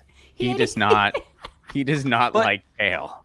The ironic thing and the hypocritical thing, all of these people like Kennedy, who's a slime ball, they're millionaires themselves. No, they 100% are, yes. On both sides, but the Republicans sitting up there like oh, we're against the elitists in the liberal side, and we're not with the woke party, and we're not twisting and eating kale and granola. We're not eating kale. That's a new one. I know. We're I not thought that was a eating little kale strange. and granola while twisting I'm in not yoga. eating kale. No, you're just in your Lamborghini or on your yacht while pretending to be a populist. So it's all bullshit. All of them. It is and all Democrats bullshit. do this You're too. correct. I mean, they both Biden, do it. They frame the argument to protect the wealthy elites to fit their base, right? So what Kennedy is doing here is, you're correct, he's part of the plutonymy. Trump is part of the plutonymy, but they're selling a message to their base, which is that the liberals think they're better than you.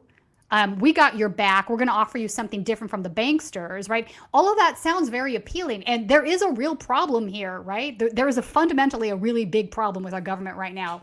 It's not just the income inequality. It's also the fact that the public no longer trusts any of the institutions that need public trust in order to function properly. I mean, we really are in a dark space in the country. So they frame it that way because that's how they sell it to their base. The Democrats do the same thing, right? Their mass appeals to, liberal elites, whatever, however you want to frame that, is very much real too. So both of them are serving a plutonymy, right? That's you sound like you're eating too much kale. I said. And I just want to add that the only yoga I like is geriatric yoga, where you lay in basically 3 positions for the whole hour. They put blankets over you. But do you eat kale while doing that? No, I like romaine. I like romaine. You like romaine? I don't like kale.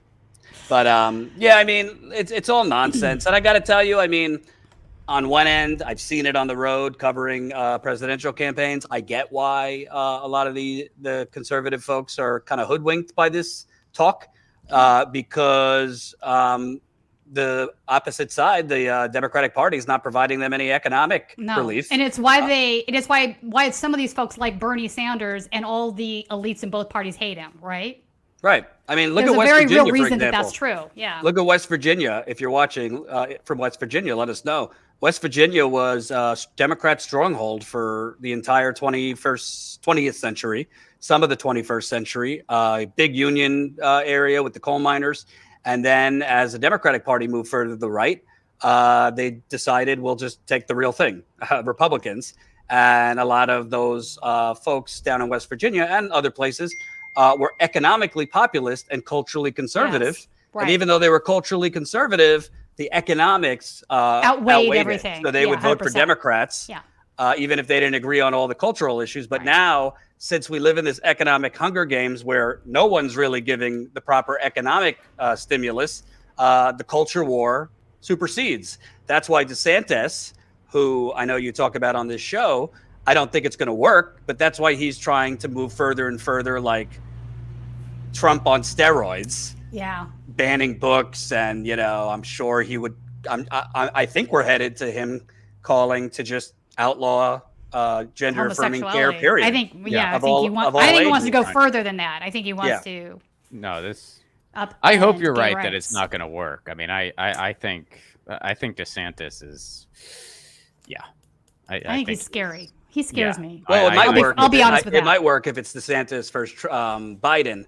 But unless Trump's in prison, I'm not buying the hype that DeSantis is going to beat Trump in a primary. Really? I think he could, man. Yeah. I don't know. I mean, there's still a lot of time, but there's a difference between there's a difference between like the CNN, MSNBC pundits, think tanks, the donors who are circling around DeSantis, and like the Biff Back to the Future demographic. I always say bro. Yeah, I don't know, man. Here's the thing though, like DeSantis, he's getting some of Trump's base because like he's out crazying Trump now in some areas. So some of the base where it's just like Trump's not nutty enough for them anymore, at least not in the way he talks. They're kind of going over to DeSantis. DeSantis is also getting some of the never Trumpers because they don't realize how dangerous DeSantis actually is because they don't bother. I think that second point is the bigger issue. Yes. And I think he's also he's going to get some Democrats and stuff because again, like DeSantis, he's able to talk like he's reasonable. If you actually bother looking into his policies, he's very unreasonable. Of us have done, he is beyond unreasonable. He's dangerous as hell. Yeah. So yeah, I don't know. I think he would upend the First Amendment if he was allowed to. Quite frankly. Well, I think that's where he would start. I think you're also there. I think you're also forgetting we're not seeing Trump 24/7 like we will be when his Facebook is back in a couple weeks, when he's actually on the campaign trail more than, a geriatric. I think once you see Trump just saying crazy shit on Facebook, on the campaign trail, once there's the first debate, I've seen DeSantis. He's not really that impressive when there's actual pressure on him. No, he's kind of boring. You're right. He doesn't have the same. He doesn't have the same draw, the same whatever you want to call what Trump has. I mean, Trump is definitely able to suck people in. I've seen because there's still a WWF wrestling aspect to the Republican movement, and who could And Trump was actually a wrestler. Right. Fair point. Either way, we'd be screwed. But we'll see. I mean, also on the Democratic, not that this is what this hour is about, but I think potentially you might see, obviously Marianne Williamson's announcing, but I think you could see others get into the race. Yeah, I think so. Obviously it would be extremely difficult to beat an incumbent president, but we might see at least a competition. Yeah. So sorry for hijacking your show, Tina. Go on. That's all right. I got one more clip. Do we want to do JD Vance clip real quick? I'll stick around for JD Vance. Yeah. Okay. JD Vance. I'll stick around for. Then I'll do the They super know that the very thing that makes this country special is that whether you're powerful or not, whether you're rich or poor, we all have equal justice under law, or at least we did until Joe Biden and his gang of thugs moved into the White House. What is he talking about? Well, you could go. That is the most insane thing I have ever heard anyone say. We had equal justice before Biden moved in. No, we didn't. Go ask Leonard Peltier. Go ask him about his equal justice. I mean, isn't that just a wild comment? I was like, wait, what now? Yeah, that's a fantasy world. That's a fantasy world. That's not reality. This is coming from a fake hillbilly with, I think, 2 or 3 mansions. So yeah, the dude's very wealthy. He got money, if I'm not mistaken, from Peter Thiel, who is one of the wealthiest billionaires out there. $15 million from Peter Thiel. There you go. We have a Supreme Court that was majority appointed by a president who most of the country didn't vote for. I mean, we have equal justice in the country. Okay. We have never, ever had equal justice in this country. Ever. Let me just make that really clear. There is justice for the wealthy, and that's about it. If you ever have to go into a courtroom with a public defender, who has many cases and has very little time to defend you with, believe me, you will understand that we have never had equal justice in this country. That's so shout out to our new member CJ. Okay. Yeah. CJ. Welcome, CJ. What's up, CJ? The members are reining in. By the way, we're gonna do our members call next week. So if you're a new member, you will get the email to join us on the member Zoom call. It'll be me, Status Lou, if Ron and Tina want to tag along, Colin. So you'll get the Zoom link next week. And can we also say about this whole equal justice, since JD Vance showed up to East Palestine, I think a week and a half after it happened, to pretend he cared. Let me tell you something. If this happened in the Beverly Hills zip code, not that it would, because trains don't go through Beverly Hills. Right. But if this happened in a posh neighborhood or near a posh neighborhood in LA, or where the governor lives in Ohio, or Ann Arbor, Michigan, you'd get equal justice because they'd fucking evacuate the residents, put them up at a nice hotel for 6 months, probably give them some form of reparations too. That would be justice for if you're wealthier and white. Sure. In this case, these are poor, mostly white people. In the case of Flint, it was poor, mostly black people and poor whites. And they're basically, you heard from Stella, that was heart-wrenching. They're trapped.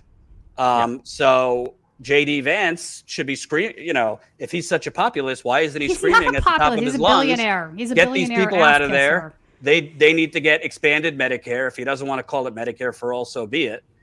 Because another thing is, and Flint residents can tell you, regular internists are not going to be able to treat you for chemical burns and all the damage you're going to get. You need environmental doctors for that, which insurance doesn't cover. So yeah. So I'll do these two, and then I'll turn the show over to you guys to finish up with the right-wing insanity. But Glenn, what's up? You're back, buddy. And Glenn, you say they burned it because it was the fastest way to get the tracks open. Full stop. Yeah, definitely. And then Karina, this is a The fun fastest one. and the cheapest is always what they choose, right? Yep. And then Karina Yeah, I think says, that's probably true. with Stella, I cried. With Yeah. C crap, I laugh. Thanks, Status Coup. Thank you for that, Karina. That's awesome. Thank you very much. As it should be. That is exactly as it should be. All right. Well, happy right-wing insanity report to all, and I will see you all next time. Absolutely. Sounds good. All right. And, So, Tina, yeah. I just want to add before we get to the Nazis, good segue. It's kind of staggering the stuff that Erin Brockovich and her business partner were revealing. Yeah, They're I still agree. burning. Yeah, night. what was that about? They're still burning at night. Residents have sent us images that They still see the kind of fire. look like there's like a dark cloud in the air at night. But I can't confirm what it is. I'm not there. But it seems that they're still burning somehow, I think, as part of removing the soil or something. When her partner Bob Bocock says they're basically recontaminating the people. The air. Yeah, they are. I mean, this is a crime against humanity, and the media is not covering it. Wolf Blitzer had this schmuck governor on, and we put that together, that video today, where the governor, literally hours before, says, the town's not going to be safe overnight. Well, that is saying that it's not safe. If you're saying it's not going to be safe overnight, then you're saying it's not safe right now. Right. But then Wolf Blitzer has the governor hours later, and the governor said, "Oh, well, I don't. Some people are feeling a little bad, but I don't. We don't know what it's coming from." And doesn't even challenge him. I mean, this is a major. Doesn't even challenge him. cover-up. Exactly. A major media cover-up. I'm looking into it, but it just so happens BlackRock and Vanguard, who own, I think, 15% of Norfolk Southern, also have hefty ownerships in these media companies. Yep. So you tell me, Jordan. No, you're not wrong on that.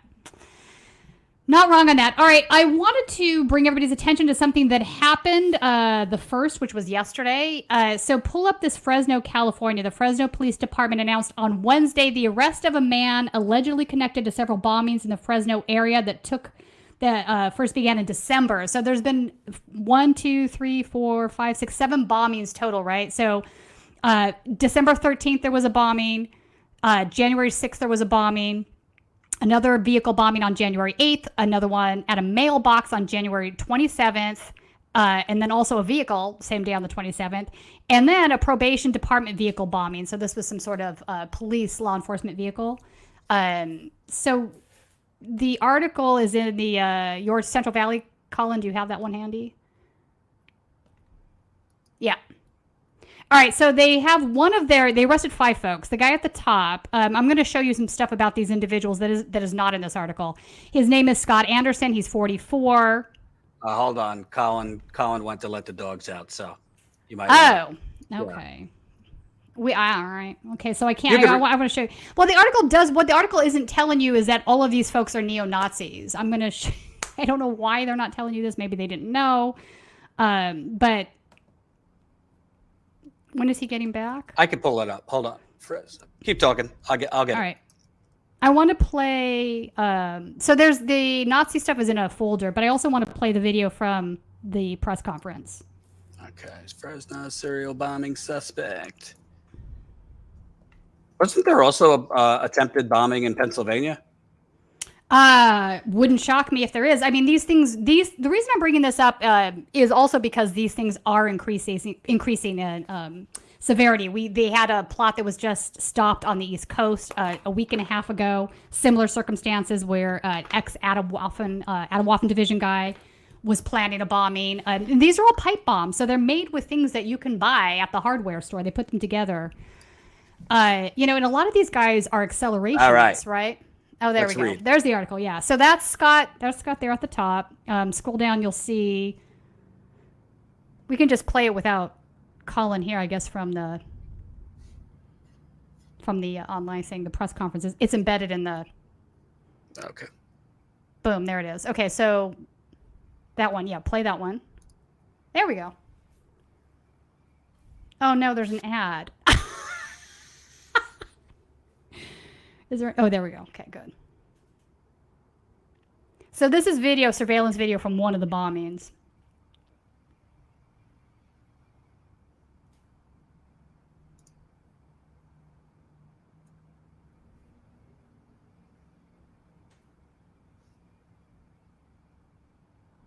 These security cameras always look like they're going really slow.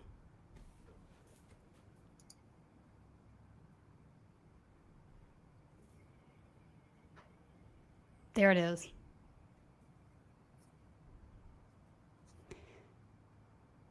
Whoa. Yeah, so he threw the pipe bomb under the car, and then it blew up. Lewis or Lewis? Isn't that something? Yeah, so that's one of the bombings. Now, if we go to the folder, I want to show you some photos from these folks of inside their house. These were photos that, so the FBI was also involved in this investigation, obviously. Do you have access to the folder I sent Colin, or is he back? No, I'm texting him. Keep talking. All right, He's so got 5 dogs. He's got 5 dogs, and why is he taking them out right now? All right. So the 5 arrested, I'll just gonna move down some of this information then while we wait for him.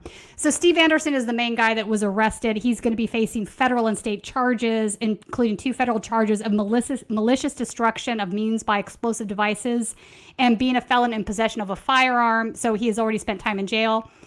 His friend Frank Rocha, 56, was also apprehended Monday afternoon. He was in Riverside County, but he was also in on the planning of these bombings. And then we have Steve Burkett. So Steve Burkett is a known neo-Nazi here in California. He's been around a good many years. So it was not surprising to see his name.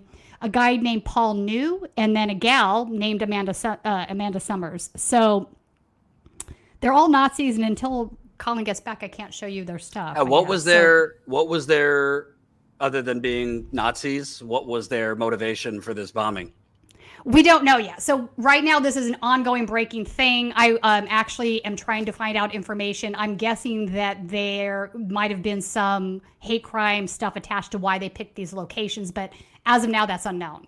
I have been able to trace down a couple of their social media profiles. It looks to me like they might be Peckerwoods because 2 of them have Wood 1488, Wood something else in their handle, so which would denote that they're a Peckerwood. If for folks that can't remember what that is, Peckerwoods are usually part of the prison system. They're Aryan Brotherhood, but they are definitely neo-Nazis and they do crime. So think about like if you were going to do like RICO charges against a neo-Nazi organization, would be the Peckerwoods, if that makes sense. So I guess if Colin's not back, we can come back and revisit some of these photos and things. He said he'd be back in a minute. Was this is Scarborough part of this? Which Scarborough? Rick Scarborough? No, not that I'm aware of. Okay, there was a clip in here. Oh yeah, that's for later. Okay.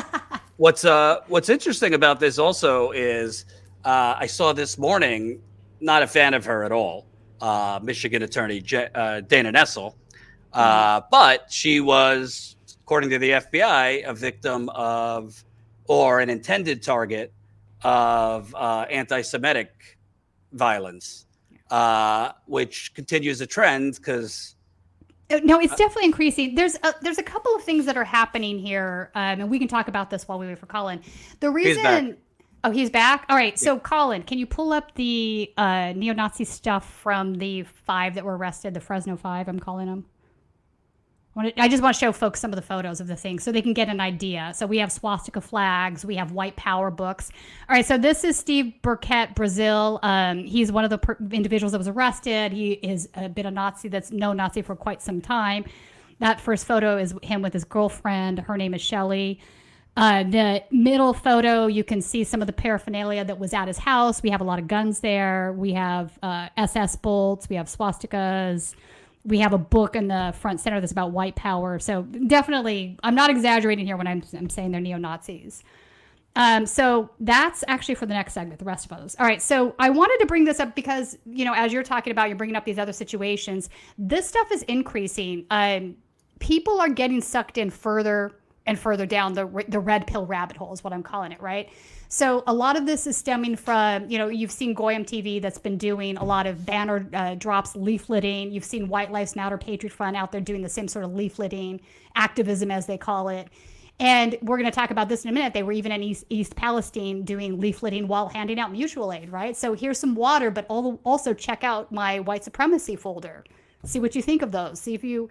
So they're trying to find people that might have thoughts towards this direction that would probably never be dragged into a fully developed viewpoint of this, but they read it and they think, like, I always thought maybe that might be the case. Let me take another step and go online and check out their Telegram chat room. You know, and then once you're in these rooms and you're being indoctrinated with some of this really hateful stuff, it starts to become a little bit addictive. You know, we've interviewed some ex-neo-Nazis on the show that walk us through how that happens. But I think importantly, what to keep in mind is there's this giant vacuum that's open right now that's not being filled by anything else, right? So these individuals are looking for something to fill that vacuum. There's rising income inequality. I think that's definitely a contributing factor to what's happening. The government isn't being responsive at all to anything. A lot of them feel that they are victims of the government. They don't trust the government, right? And they might have very valid reasons for believing that. Oftentimes they do. I've heard some of the reasons and I'm like, okay, yeah, that's a valid beef. So it just opens up this whole entire can of worms where you get sucked further. So I think the reason we're seeing an increase in these occurrences is these things are all happening at the same time, right?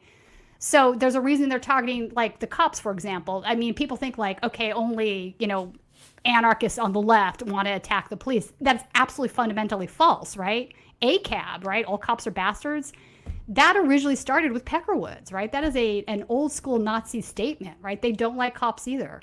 So there's something that's happening out there where there's an increase in this. And of course, the Jewish folks are the ones to blame because they're in charge of everything. That conspiracy continues to get passed through, right? All of these chat rooms, whether it's vaccines, like if you look at the Goyim TV paraphernalia, right? Whether it's the vaccine, whether it's, you know, problems with corporations, right? Income inequality, whether it's, you go through the list, every beef gets tied back to that, right? And it's on the increase. Well, I mean, I think there's a lot of reasons people get sucked into the funnel of extremism and fascism. Not in all cases, but if you look at history, economic desperation and economic devastation play a big part. I mean, Germany was just destroyed after World War I. It never truly recovered. Politicians did, you know, and there was a lot of corruption. The Weimar Republic is sort of similar to what you're seeing today from our liberal government, right? I mean, a lot of similarity crossover in the ideals that they think are important, whether it's privatization, whether it's enriching and protecting wealthy elites. A lot of those common themes exist. Yeah, absolutely. And I think you look at this country, listen, some people just are sucked into extremism, not because of economic reasons, but I mean, the proof is in the pudding. If you look at this country, I always love to show the graph at the Gilded Age that we live in. I mean, look at our economy over the last 40 years. So that could radicalize a whole lot of people that are working harder or more jobs or can't take a vacation anymore or are living paycheck to paycheck or don't have a $400. The average person doesn't have $400 for an emergency. And then you get sucked in, particularly, I mean, look at what's going on in East Palestine. I'm not saying no, and we're going to talk about that. Let's talk about that. But we have a bunch of Nazi groups up there trying to do mutual aid and flyering at the same time. And I think this is an important topic, and I think it's a prime example of what I'm trying to get at, which is the fact that the government is leaving this space open. You listen to the right-wing extremists discuss economic problems. If I blocked out their names and you didn't know that these were neo-Nazis talking, you would think that a lot of what they were saying about the economy was correct, right? They diagnose the same problems. They know there's income inequality. They know there's poor people that are suffering. These are legitimate beefs to have, right? It's their solutions that become incredibly problematic, right? It's blame the black and brown folks, not the corrupt government. Well, blame the corrupt government too, but mainly blame the black and brown folks. You see what I'm saying? Yeah. A whole dialogue that opens. All right, so let's. And this anger could actually be channeled into what Ron's talking about. Imagine if the people of East Palestine were more right wing, people of Flint, the people of other damaged communities, environmentally or whatever it is, came together for a general strike. Right. I mean, I don't want to sound like. You know, I've been to Flint so many times, so I know exactly what they're going through. It's not easy to just come together and, you know, go on strike. But imagine if they weren't getting sucked into blaming, you know, the Jews or the black people or the Latinos or the Muslims or whatever, and started fucking chaining themselves to the White House wall. All of us. Yeah, exactly. So let's pull up some of the videos that I have. So the first group, the first video I have this is Patriot Front. So Patriot Front is Thomas Rousseau's group. They've been in the news a lot because they've been at obviously drag show things. They are self-identified fascists.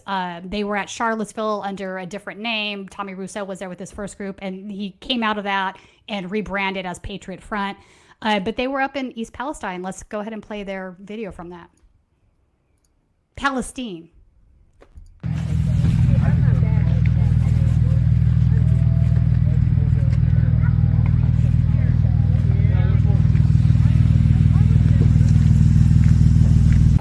Government cover-up! Corporate greed! Government cover-up! Corporate greed! Government cover-up! Corporate greed! Government cover-up! Corporate greed! Government cover-up! Corporate greed! Government cover-up! Justice for Ohio! Justice for Ohio! Justice for Ohio! Justice for Ohio! Justice for Ohio!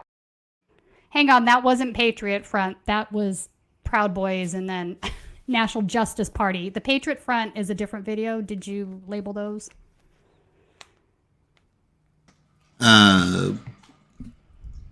Where was the video located? In the same folder?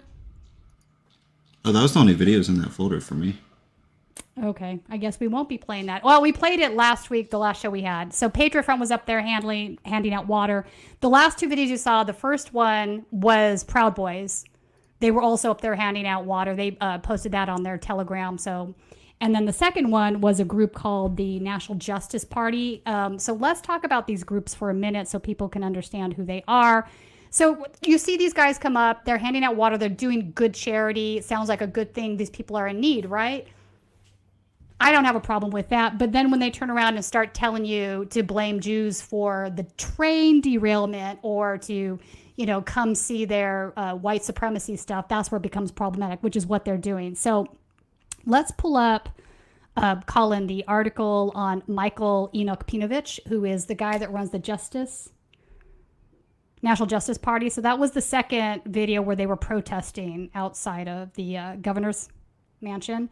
So I want to show you who this guy is, so you have an idea on his background. He's the founder of The Right Stuff and co-host of the Daily Shoah, which is exactly how it sounds. It's very anti-Semitic podcast. He has been a character on the alt-right for many, many years now. If we scroll down to this SPL Center, I want to put up some of the quotes that he said in his own words. Yeah, there you go. So, diversity means you're next, white people. Your heads are on the chopping block.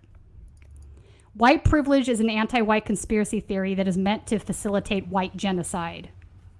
We are not going to back down to this Jewish cultural Marxist brainwashing that you have indoctrinated with in order to be useful idiots for the system of international finance, capitalism, and war, which you are representing whether you know it or not. That's why you are here fighting us who simply want to stand for working class white people, our rights, and our nation.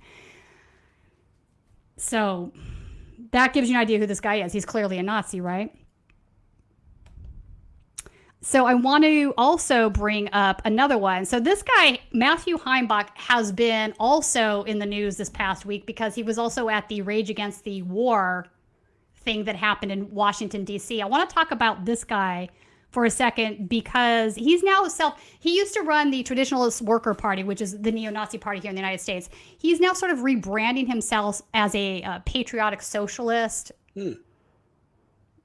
Patriotic socialist. So like a communist? Yes. Okay. So sort of. So there's something called a Nosbol, which is not something I've ever talked about on the show. So let's give a little bit of attention to what that is. A Nosbol, you asked. Tina, what is a Nosbol? Well, it's basically a nationalist Bolshevik or Nazi Bolshevik. So I thought it was a specialty kale salad. Yeah, no. So these are folks that are basically borrowing the economic principles of the Communist Party, and they're marrying them to the ideals, the cultural ideals of the Nazis. So you put those two together and you have what I would call a Nosbol. Now, some people would say this is a red-brown thing. I don't think that's correct. I think these guys are 100% hard right. They're still Nazis. Because a big aspect of what the Nazi Party did, right, was sort of socialist ideals, but only for white people, only for white Germans, right?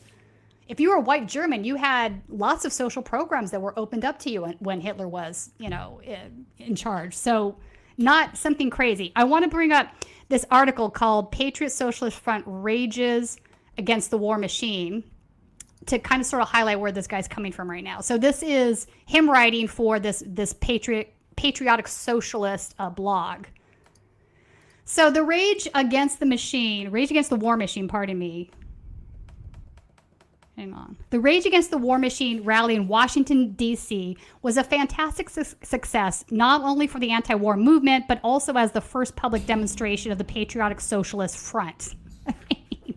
Before arriving in Washington, comrades from the Patriotic Socialist Front, that's going to be PSF going forward, went to visit East Palestine to participate in a mutual aid endeavor. President Joe Biden has claimed there was not a request for me to go out to visit the town, and Secretary of Transportation Pete Buttigieg arrived on the scene well after the PSF and other patriotic organizations had already been in the town to help the suffering community. Ohio Senate GOP spokesperson Tom Evans noted that Buttigieg was wearing dress shoes to East Palestine during the visit, while the forces of reaction were ignoring a town that has been poisoned by corporate interests or treating the suffering of the people as a mere photo opportunity.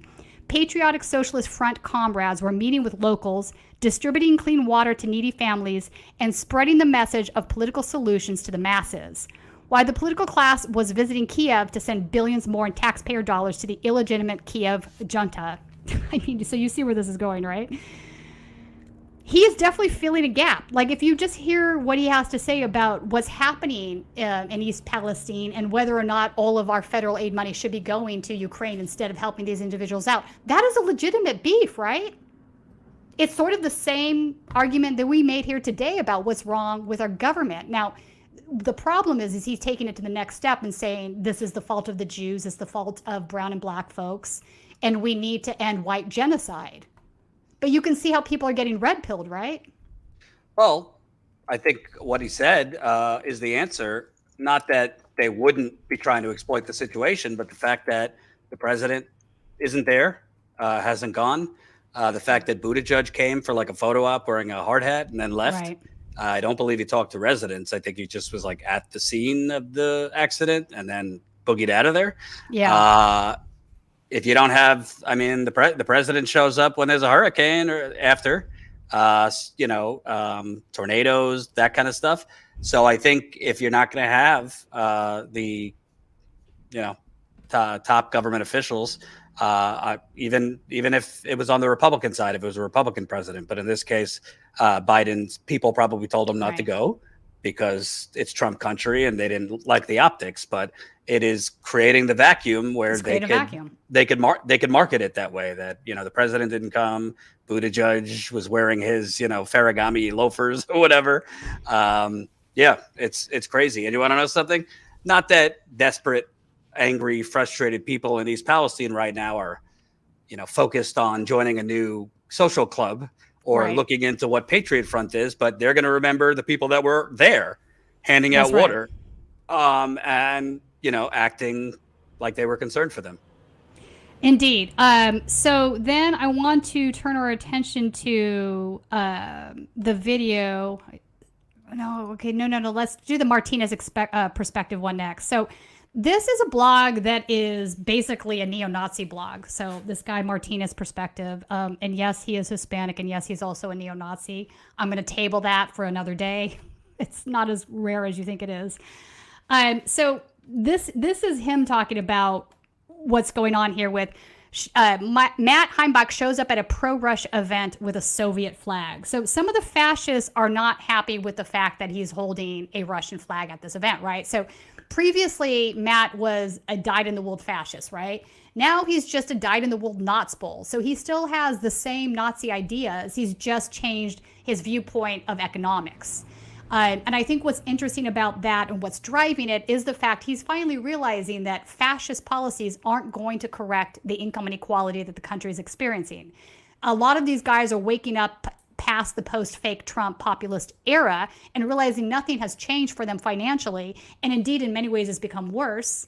So obviously that sort of fascist populist ideology didn't fix anything. It never was going to. I mean, he's part of the Platonomy, right? but folks were sucked in by his rhetoric. So a lot of these guys are now kind of experiencing change. They're not necessarily pro-Trump at this point. So this is why we're seeing an increase in Nazbols in the country. So these are guys that are basically saying, I want a communist economy in this country. I want more egalitarianism for people. All right. So, but this guy, Martinez Perspective, he's not buying that yet. He's still a fascist. So I wanted to just point out some of this. I don't want to go too deep into it because I don't want to spread all of his crazy rhetoric, but I think it's important to understand where these folks are coming from. So former alt-right... And also, not to interrupt, but yeah, a lot of these folks, their ideology is fluid. Let's put it that way. Because a lot of this is not based on principled ideology of some sort, but grievance. So you can, I agree with that. In your mind, move from kind of fascist to patriotic socialist to even I've heard some Bernie Sanders. Yeah, you're not wrong. Moving over to communist because I don't think they truly know what any of the definitions are, and a lot of what's fueling them. A lot of what's fueling them is grievance. Grievances. I agree. Anti-establishment stuff. Yeah. Cultural. Right. They're just simply anti-establishment, some of these folks, without having any real, being moored to any real principles, right? So even though they don't realize the people they're following are the establishment.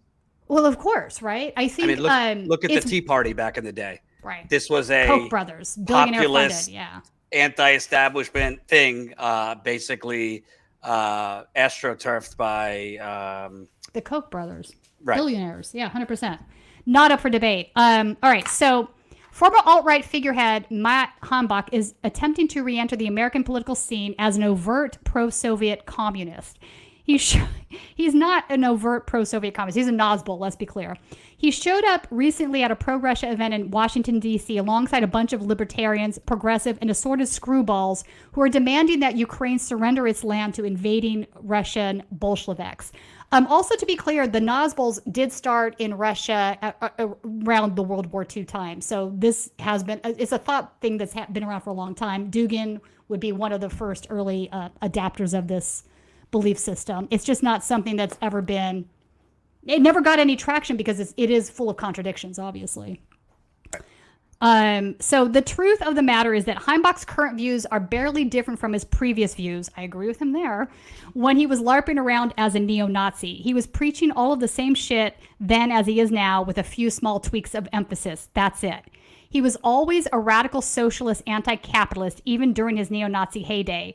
But that's in essence what many, if not most, National Socialists are. Radical anti-capitalist economic socialists. The degrees of separation here between Marxist socialists, his current LARP, and National Socialists, his previous LARP, is very slim, especially when it comes to economic and geopolitical views. So obviously this guy is missing the point.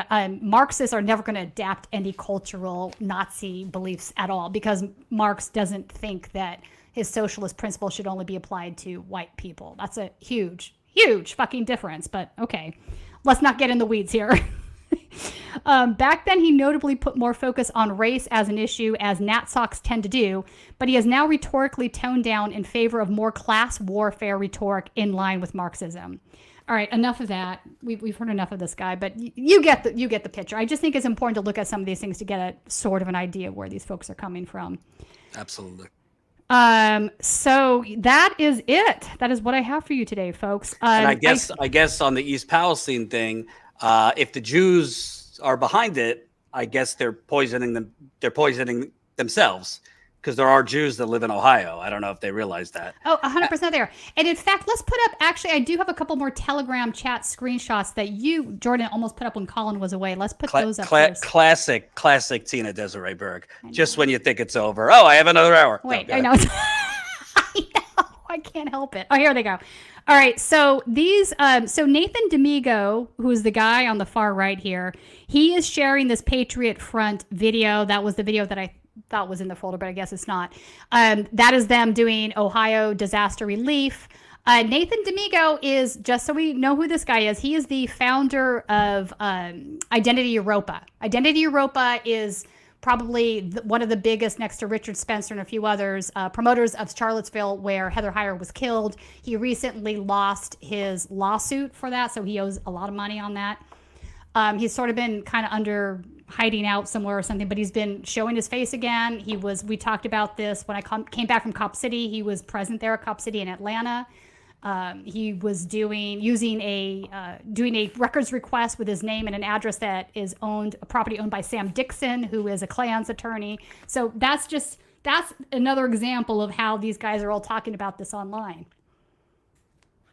And mainly, of course, because it's white people. I don't know how you dig into this all day. I'd fucking be drinking whiskey by noon. There are days. There are days. I do think it's important. Well, that's why you have 7 dogs now. Exactly. We as a nation we're in a very, very tough spot right now. And I don't know that it helps to bury our heads and ignore what's going on here, because it is going to become worse because it's not being addressed. A lot of folks think that, well, we could just, fight the Nazis and that'll be fine. But I don't think that's necessarily a solution, because it's not just the Nazis that are getting sucked into these extremist positions, right? It's many groups. I think Trump is just a symptom of that, right? The Trump cult that not everybody that voted for Trump was in a cult. I'm not saying that, but the deeply cultist Trump followers that I've talked to that think he's God, literally, are also getting sucked into something, right? And then they're realizing that what they believed that was going to be is something entirely different. And then they become even more nihilist, right? They become a more nihilistic viewpoint. So my concern right now with the country is that we're heading into a sort of a zone of where there's a lot of accelerationist ideas that are being spread around, meaning that we're going to have a race war. We're going to burn the country down anyway. Let's just make it happen faster. And that's really dangerous territory for some folks, right? If you're Jewish or you're a person of color and you get caught up in that, it's not cool. And I do see like white leftists sort of promote some of these ideas sometimes too, and I think it's dangerous. Yeah. Well, I think, not that we have 3 hours to get into these 3 things, but real quick, look at the last 12, 13 years. So a little over a decade. You had the financial crash in 2008. What was done about that? Nothing. No, something was done. More money was given to the banksters. That's what was done. Not a banker went to prison. Right. Obama let the banks foreclose on the victims. It was a fucking sea of foreclosures in Florida and other parts of the country. The banks actually went back to doing their bad behavior not so far after that. They still got their bonuses. And the stimulus was not enough for people. And I've talked to people on the road. I did a road trip early last year, focusing on inflation, the economic Hunger Games. I was talking to people that never recovered from that. And that was over a decade ago. And now we have COVID on top of that. Then you add the pandemic, which Europe and far less wealthy countries, they backstop payrolls. The government just covered payrolls. Yep. So you didn't have masses of people on unemployment or laid off from their jobs. They just kept people home. We don't need to get into a debate about that. But it's what we should have done here too. If we had done that, it would have made things simpler. Like people could pay their landlords their rent every month, and they wouldn't have that whole thing brewing. Yep. The government people could sustain in a once in a century emergency. They covered the payroll because they print money like the Federal Reserve here does.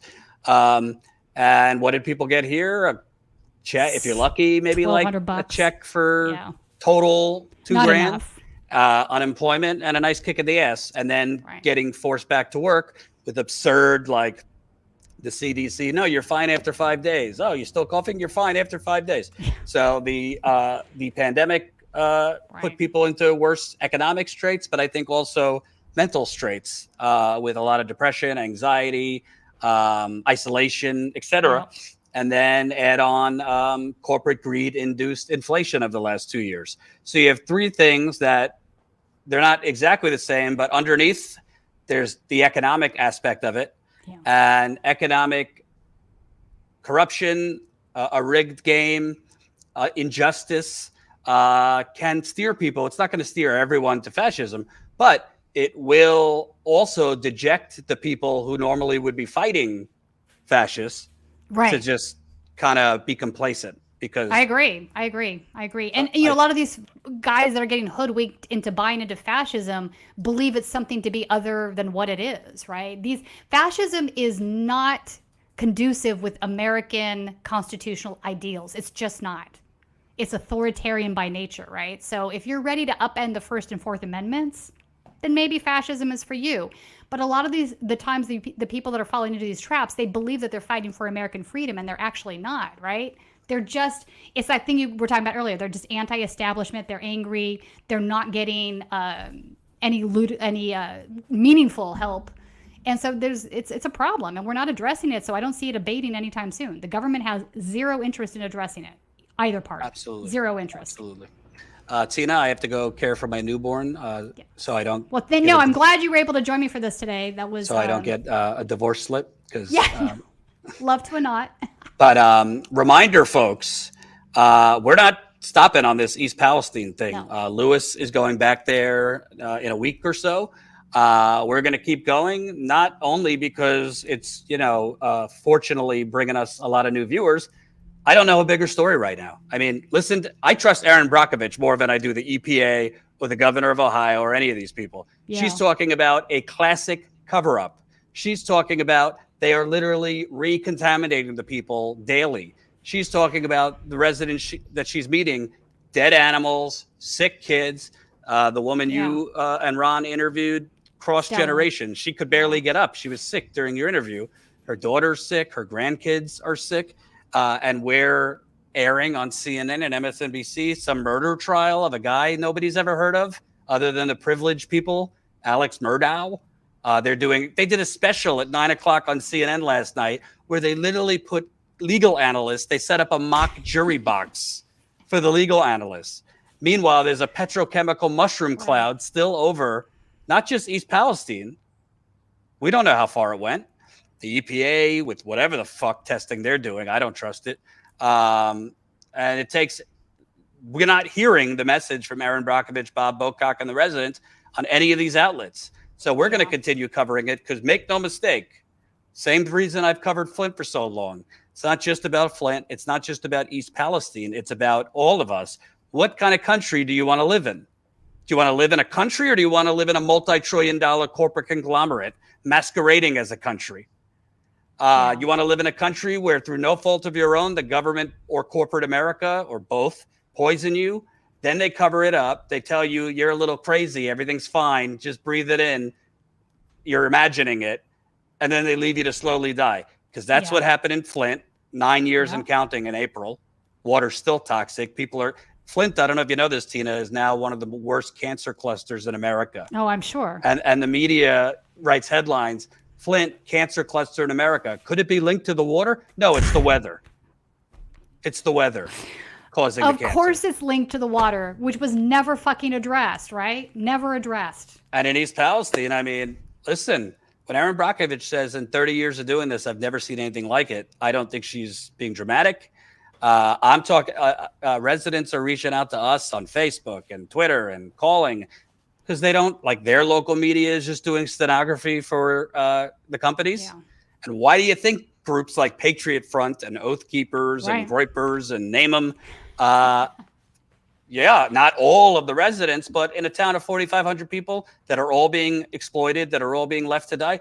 What percentage do you think could be radicalized if nobody's going to help A certain them? amount. Absolutely. A certain amount. And, let me be clear. A lot of the things that they're saying in the Telegram chat room is, they wouldn't be doing this in Flint. They're doing it because they perceive East Palestine as being fertile grounds because it's a mainly white neighborhood. It's not fertile ground anymore because the fucking crops are probably poisoned. But 100%. But I'm saying they perceive it that way. So these groups do perceive East Palestine to be a certain way, and that's why they're there. Oh, absolutely. If this was... And listen, I don't anticipate that half of these individuals that are looking just to get help and water, they don't know who these folks are. They might know once they get home and they open up the bag and then there's a flyer in there from, some neo-Nazi flyer. Then they're going to be like, whoa, what's going on here? But, I mean, you're not going to know who these guys... Your average Joe doesn't know who Patriot Front is. They don't know who the National Justice Party is. Correct. They don't know what a NASBOL is, I want to do one more rundown. And by the way, we still have videos we haven't released from Lewis on the ground. So he did so many interviews. We got a lot of great stuff that we're going to be releasing tomorrow over the weekend. But welcome new Status Coup member Jeffrey, Patrick, Welcome. Patricia, Wow. Rhonda, Rebecca, Kathy, Steve. So that's 7 new members to our website. Appreciate that. That's amazing. We got a couple on YouTube. Hey, you could sign up 24/7. And unlike some of the other independent outlets on YouTube, we're actually independent. And we're not just talking it, we're walking it. Most of those cameras that left are not going back. We're sending Lewis back. It's not cheap to send Lewis back with a cameraman. It's probably going to cost us for a week another $5,000. It's not going to be trending anymore, the story. We might not be getting, 600, 700 live viewers anymore because people move on to the next thing. But we're covering it because it's important. I agree. And it's not to say there's not other stories that are important, but imagine... No, we're still keeping our eye on Atlanta and Cop City, too. Yeah. But just imagine, to the people watching, if a railroad came through your town, whether it's 4,500 or 45,000 or whatever, 450,000. And because that railroad spent hundreds of millions of dollars on lobbying so that they could be reckless, so that they could make more money, they basically used you as a sacrifice zone. I'm not even sure that was the right thing to do a controlled burn. They say, well, if we didn't, it would have exploded. I don't think it was. I'd like an investigation into that. I would too. But imagine if that happened, and then after 48 hours of evacuation, they bring you back while the testing is going on. Imagine if your animals were sick. Imagine if your kids were sick, your grandkids were sick. Kids are having burns when they shower. Kids are asthmatics are having to go to the hospital. And there's nowhere to go. Why don't you leave? Well, where do you want them to go? This is an impoverished area. Yeah, Even when if it people wasn't say impoverished. stuff like that, infuriates me. Also, I'm not to keep going, but I do want to mention I was really offended by is it Joy that's on The View? Oh yeah, Joy Behar. Yeah. Oh my God. Is she serious? So she basically said that they deserved this because they voted because that area went mainly for Trump. Who the fuck does she think she is? Like nobody. She's an Upper East Side liberal. Okay, but nobody deserves that. Nobody. I don't give a shit who they voted for. Are you serious? And by the way, maybe if she would take her head out of Biden's ass, Biden's the one, Union Joe is the one that blocked the rail workers from going on strike at the end of last year. Not to say that it would have stopped it, but I interviewed the railroad workers. One of the main points they were making and would have been able to make and get attention by the media was the safety issue. We have 2 workers for 150 train cars. We have cars that have 150, the brake systems the brake systems aren't working. The trains are too long because they've now added way more carriages than they would have had previously. They can't stop in time. Yeah, we had those discussions. And it's both. What kills me is it's both parties. And for Joy to come out and say that, she is a prime example of what I've been getting at all day today. She is the problem. When she says stuff like that, she is pushing these folks into the arms of right-wing extremists because, like, are you kidding me? I'm offended. How could you say something like that? How could you even think something like that? Nobody deserves to live that way in this country, period, end of story. Nobody. But if that's the kind of arguments you're going to make, you're turning people away from your own party, which is the Democratic Party. How does she not see this? Yeah, I know. On that wonderful note, we will be back tomorrow with more coverage of the East Palestine. I don't even think it's, I would say just cover up at this point. Yeah. Because if there's any journalists listening, here's a little pro tip. If you get in front of the governor, if you get in front of the EPA, if the tests are all clear, what's causing residents to have nosebleeds, vomiting, nausea, dizziness, sore throat, chemical burns? What's causing it? Did they all just eat bad meatloaf? What's causing it? Because I don't see anybody asking them that question and demanding that they answer. I'd say, hey, governor, if it's all safe, you should stay in East Palestine in residents' homes, drinking their water, breathing their air. If it's safe, why? Because I guarantee you, the EPA officials are not staying in East Palestine. No, they might be there during the day, but they're not staying there at night. Oh, I agree. Thank you, everybody, for watching. Tina, thank you. Follow Tina on the Twitter at Tina Berg. Tina Desiree Berg. And then District 34 is the California. If you have an interest in California politics and news, that's what I do when I'm not at Status Coup. Thank you, Colin. We'll see you guys back here tomorrow. Peace out.